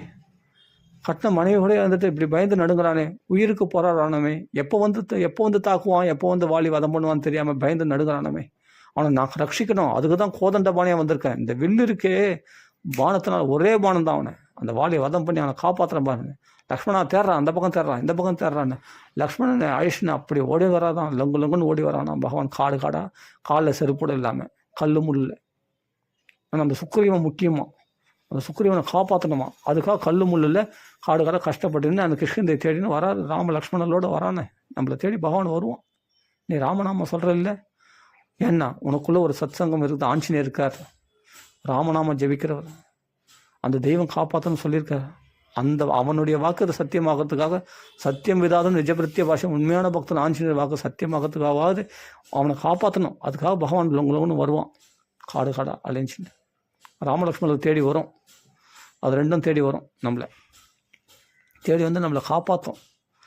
2 பரிசாரர்கள் போல் 2 பக்கம் ராம்ஜி லக்ஷ்மண்ஜி 2 பக்கம் இருந்து நம்மளை காப்பாற்றுவாங்க. இந்த ராம்ஜி லக்ஷ்மண்ஜின்னு சொல்லும்போதே உங்களுக்கு எங்கே சொல்கிறேன்னு போய் பத்ராசல ராமதாசர் கதை உங்களுக்கு ஞாபகம் வரும்னு நினைக்கிறேன். அப்போது அவர்கள் 2 பேரும் வருவாங்க, வந்து நம்மளை 2 பேருக்கும் பரிசாரெலாம் நின்று கொண்டு பாதுகாப்பாக நின்று துளசிதாசர் அப்படி தான் காப்பாற்றினாங்க. எத்தனை இந்த கலியுகத்தில் நடந்த விஷயம், திரேதாயுகத்தில் இல்லை, கலியுகத்திலே. திரேதாயுகத்தில் விஸ்வாமித்திரர் ரட்சத்துக்கு ராமர் ஒரு பக்கம் லக்ஷ்மணர் ஒரு பக்கம் பாதுகாப்பாக 2 பாதுகாவலாக நின்று கொண்டு பரிசாரெலாம் நின்று கொண்டு ரட்சித்தது பெரிய விஷயம் இல்லை. துளசிதாசர் அப்படி ரட்சித்திருக்காங்க, பத்ராசல ராமதாசருக்கு அப்படி அனுகிரகம் பண்ணியிருக்காங்க. ராம்ஜி லக்ஷ்மண்ஜி வந்து அவனுக்கு எல்லா செல்வத்தையும் கொடுத்து பத்ராசல ராமதாசரை மீட்டு எடுத்திருக்காங்க. அது மாதிரிலாம் பகவான் காப்பாற்று சேது பாலம், அதாவது ராமருடைய பாலம், அந்த சேது ரட்சிக்கிறதுக்காக மதுராந்தகன் ஒரு இடத்துல வந்து அந்த ஏரி காத்த ராமர் சொல்லுவாங்க, அப்படி ரட்சித்திருக்கார். இன்றைக்கி இந்த கலிகாலத்தில் நடந்த விஷயம். ராமர் இருக்கார் இந்த உலகத்தில், எங்கேயும் போயிடல, வைகுண்டத்துக்கு போயிடல, போன மாதிரி ஒரு விடம்பனம். ஆனால் உண்மையிலே இந்த ராமர் பூமியில் இருக்கார். அங்கங்கே பக்தர்கள் இல்லாட்டி பக்தர்கள் எப்படி காப்பாற்ற முடியும்? அங்கங்கே வந்து துளசிதாசர் எப்படி காட்சி கொடுக்க முடியும்? தியாகராஜ சுவாமிக்கு எப்படி வந்து காட்சி கொடுக்க முடியும்? பத்ராசல ராமதாசருக்கு வந்து எப்படி காட்சி கொடுக்க முடியும்? யோசிச்சு பாருங்கள். அப்போ ராமர் இந்த பூமியில் இருக்கார். ஏன்னா ஆஞ்சநேயர் இருக்காரே, அதனால் ராமர் இருப்பார். ஆஞ்சநேயர் இருந்தாரா ராமர் இருப்பார். அங்கே ராமர் லக்ஷ்மணர் எங்கேயும் போயிடல. இன்றைக்கி அயோத்தியில் வந்து கும்பாபிஷேகம் நடக்குது ஜனவரி 22. இன்றைக்கி 20 21 22 நாளைக்கு மறுநாள் கும்பாபிஷேகம் அயோத்தியில். அப்போ ராமர் வந்துட்டார்ல, இருக்கிறதுனால தான் பகவான் பிரகாசிக்கிறார், நம்மளை ரட்சிக்கிறார் ராமர். அதனால் நிர்பயத்துவம், பயப்படாதீங்க. வாழ்க்கையில் எது நடந்தாலும் பயப்படாதீங்க, எந்த நஷ்டம் வந்தாலும் பயப்படாதீங்க, எந்த கஷ்டம் வந்தாலும் பயப்படாதீங்க. எல்லாம் ராமன் மேலே பாரத்தை போட்டு நீங்கள் பாட்டுக்கு அதை ஃபேஸ் பண்ணிங்க, அதை சகிச்சிக்கணும். வேறு வழி இல்லை, சகிச்சிக்கணும். ஏன்னா நம்ம முன் ஜென்மத்தில் எத்தனை ஜென்மத்தில் நம்ம பாவம் பண்ணியிருப்போம். அப்போ அதெல்லாம் பண்ணாமல் வந்துருக்கணும். சரி பண்ணிட்டோம், சரி அது துன்பங்கள் வருது, சகிச்சுக்கிட்டு ராமர் பார்த்துப்பார் அப்படின்னு ராமரத்தில் ஒப்படைச்சிட்டு நம்ம யாரையுமே துவேஷிக்காமல், யாரையும் எதிர்க்காமல், யாரையும் துவேஷிக்காமல், யாரோட போய் சண்டை போடாமல், வீண் விவாதங்கள் பண்ணிட்டு இல்லாமல் அப்படியே அக்செப்ட் பண்ணிட்டு போங்க. அவ்வளோதான், பகவான் பார்த்துப்பான். அவ்வளோதான், அதான் சாதுக்களுடைய லட்சணம், ஒரு பக்த லட்சணம் அதுதான். அப்படி பண்ணிட்டு போனால் மற்றதெல்லாம் பகவான் பார்த்துப்பான். நம்மளை எங்கே நம்ம புகழடையணும், நம்ம அவமானப்படுறோமோ, நம்ம புகழடையணுமோ, அதெல்லாம் பகவான் பார்த்துப்போம். நீங்கள் எதுக்கும் பிரயத்தனம் பண்ண வேண்டிய அவசியம் இல்லை, எல்லாம் பகவான் பிரயத்தனம் பண்ணுவான். நம்ம பண்ணால் தப்பாக பண்ணிவிடுவோம், ராமர் பண்ணால் நல்லா பண்ணுவார். நம்ம வாழ்க்கைக்கு பூர்ண பாதுகாப்பு பகவான் கொடுப்பார் அப்படின்னு சொல்லி இப்போ பூர்த்தி பண்ணிப்போம். சீதாபதி ராம ராம ராம ராம ராம ராம ராம ராம. சில பேர் கனவுகளை கண்டு கெட்ட கனவுகளை கண்டு பயப்படுறாங்க. தேவையில்லாத இந்த கனவோட போட்டுருங்க, அது நிஜம் கிடையாது. அது மாதிரி எவ்வளோ விஷயங்கள் வந்து அப்படி வந்துடுமோ இப்படி பயப்படாத. என்னதான் நடக்குது பார்த்துடலாம், கட்சி வரையும் ராமர் பார்த்துப்பார். ராமரை நம்புறவங்க சுத்தமாக பயப்படக்கூடாது. ராமருடைய ஆலிங்கனத்தில், ராமருடைய அரவணைப்பில் இருக்கிற நாம அவன் கையை மீறி தான் நம்மளுக்கு ஆபத்து வரும். அவனுக்கு தெரியாத விஷயம் உண்டா? நமக்கு இதெல்லாம் வரப்போகுதுன்னு நம்ம நினைக்க போகிறதெல்லாம் கூட ராமருக்கு தெரியும். அப்படின்போது நம்மளுக்கு வரக்கூடிய ஆபத்துகள், நம்மளுக்கு வரக்கூடிய பிரச்சனைகள் ராமருக்கு தெரியாதா? உனக்கு இது பெருசாக தெரியுது, இந்த பிரச்சனை ராமருக்கு பெருசாக தெரியாதா? இந்த பிரச்சனையை நீ சமாளிக்க முடியாது, இது கஷ்டம் உனக்கு தெரியுதுன்னு போது அது ராமருக்கு தெரியாதா? அவனுக்கு தெரியும், ராமனுக்கு தெரியும். எந்த பிரச்சனையை எப்படி சால்வ் பண்ணணும்னு பகவானுக்கு தெரியும். அதனால் அவனை முழுமையாக சரணாகதி அடையாதனால தான் நம்ம துன்பப்பட்டுன்னு இருக்கிறோம். நம்ம போராடிக்கணும், நம்ம கையாலேயே நம்ம சமாளிச்சுப்போம் அப்படின்னு நம்ம போராடுறதுனால தான் நம்ம இன்னும் துன்பப்பட்டுருந்தோம். முழுசாக பகவானத்தில் ஒப்படைச்சிட்டுவேன், அடுத்த நிமிஷம் அவன் துன்பத்திலேருந்து விலகி இருக்கிறத பார்க்கலாம், பயமற்றவனாக இருக்கிறத பார்க்கலாம். அவன் வெளியில் அந்த பிரச்சனையிலிருந்து வெளியில் இருக்கிறது, அந்த பிரச்சனையை விட்டு வெளியில் இருக்கிறத பார்க்கலாம். அதாவது விடுதலை அடைஞ்சதை பார்க்கலாம். மோக்ஷயிஷ்யாமி, அவன் விடுதலை அடைஞ்சதை பார்க்கலாம். எல்லா பிரச்சனைகளிலிருந்து அவன் விடுபட்டு இருப்பான். அப்போ நான் பிரச்சனை ஒன்றும் விடுபடலைண்ணா, நீ முன்னே முழுசாக சரணாகதி அடையில எதையோ நம்பியிருக்கிற, ஏதோ ஒரு ஆதாரத்தை நம்பியிருக்கிற, ஏதோ ஒரு சாதனத்தை நம்பியிருக்கிற. முழுசாக சரணாகதி அடைஞ்சேன்னா நீ அடுத்த நிமிஷம் பகவானுடைய கருணை உனக்கே சொந்தம். கண்டிப்பாக உனக்கே சொந்தம் அவன் கருணை ஒரு பை அப்படின்னா. அப்போ எல்லா பிரச்சனையும் விடுபட்டாச்சு, அவன் உனக்கே சொந்தம், அவனுடைய கருணை உனக்கே சொந்தம்னா ராமனை மாதிரியே நீ ஆனந்தமாக இருக்கலாம், ஆத்மா ராமனாக இருக்க முடியும், பகவான் உன்னை சந்தோஷமாக வச்சுன்னு முடியும் அப்படின்னு தெரிஞ்சுக்கணும். சரி, ராம ராம ராம. சீதாபதி ராம ராம ராம ராம ராம ராம ராம ராம் ராம ராம ராம ராம ராம ராம ராம ராம் ராம ராம ராம ராம ராம ராம ராம ராம் ராம ராம ராம ராம ராம ராம ராம ராம். ஆனால் மனசளவு கூட யாருக்கும் தீங்கு நினைக்க வேண்டாம். அவங்களுக்கு அப்படி நேரணும் இப்படி நேரணும், அவங்களுக்கு சரியாக தண்டிக்கப்படணும் அப்படிலாம் கூட நினைக்க வேண்டாம். ராமருக்கு தெரியும் என்ன பண்ணணும்னு. நீ யார் தீர்மானிக்கிறதுக்கு அவங்களுக்கு தண்டனை கொடுக்குறது? உனக்கு துரோகம் பண்ணுறாங்க, உன்னை எதிர்க்கிறாங்க, திரும்ப பண்ணுறாங்க, அதெல்லாம் ராமருக்கு தெரியும். அதை கூட நீ சொல்ல வேணாம்.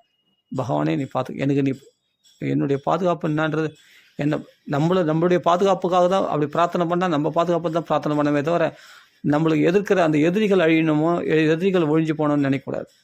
நம்ம பாதுகாப்போன்னா பிரார்த்தனை பண்ணிக்கலாம். ஆனால் அது கூட நம்ம பிரார்த்தனை பண்ண அவசியம் இல்லை. நம்மளை பாதுகாக்க பகவானுக்கு தெரியும்.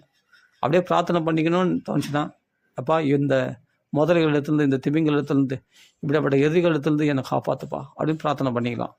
இல்லை அது கூட பிரார்த்தனை பண்ண வேணாம், அதுவும் பகவானுக்கு தெரியும். சரணாகதி அவன் நாமத்தை சொல்லின்னு இருந்தாவே போதுமானது.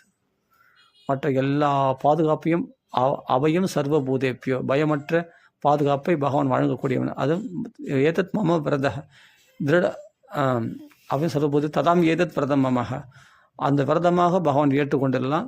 சகுரதேவ பிரபன்னாய தபாஸ்மிதிச்சு யாச்சதே அவையும் சர்வபூதேப்பிய ததாம் ஏதத் விரதம் மம, அதை விரதமாக பகவான் மேற்கொண்டிருக்கிறான். அதனால் முழு பாதுகாப்பை பகவான் கொடுப்பான் அப்படின்ற நம்பிக்கை நமக்கு இருந்தால் போதுமானது.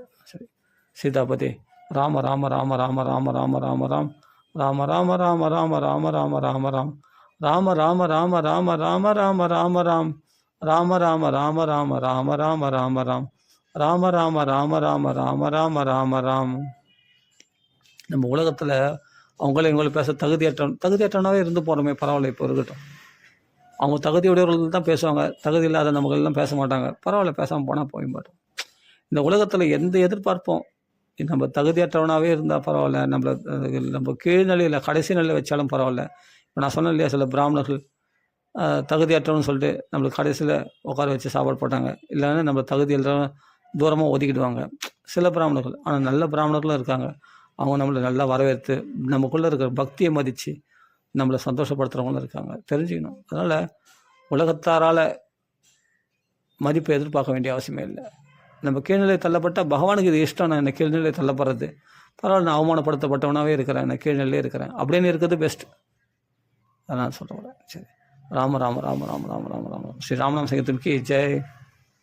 ராம ராம ராம ராம ராம ராம ராம श्री रामायण भगवान की जय, श्री वाल्मीकि रामायण की जय,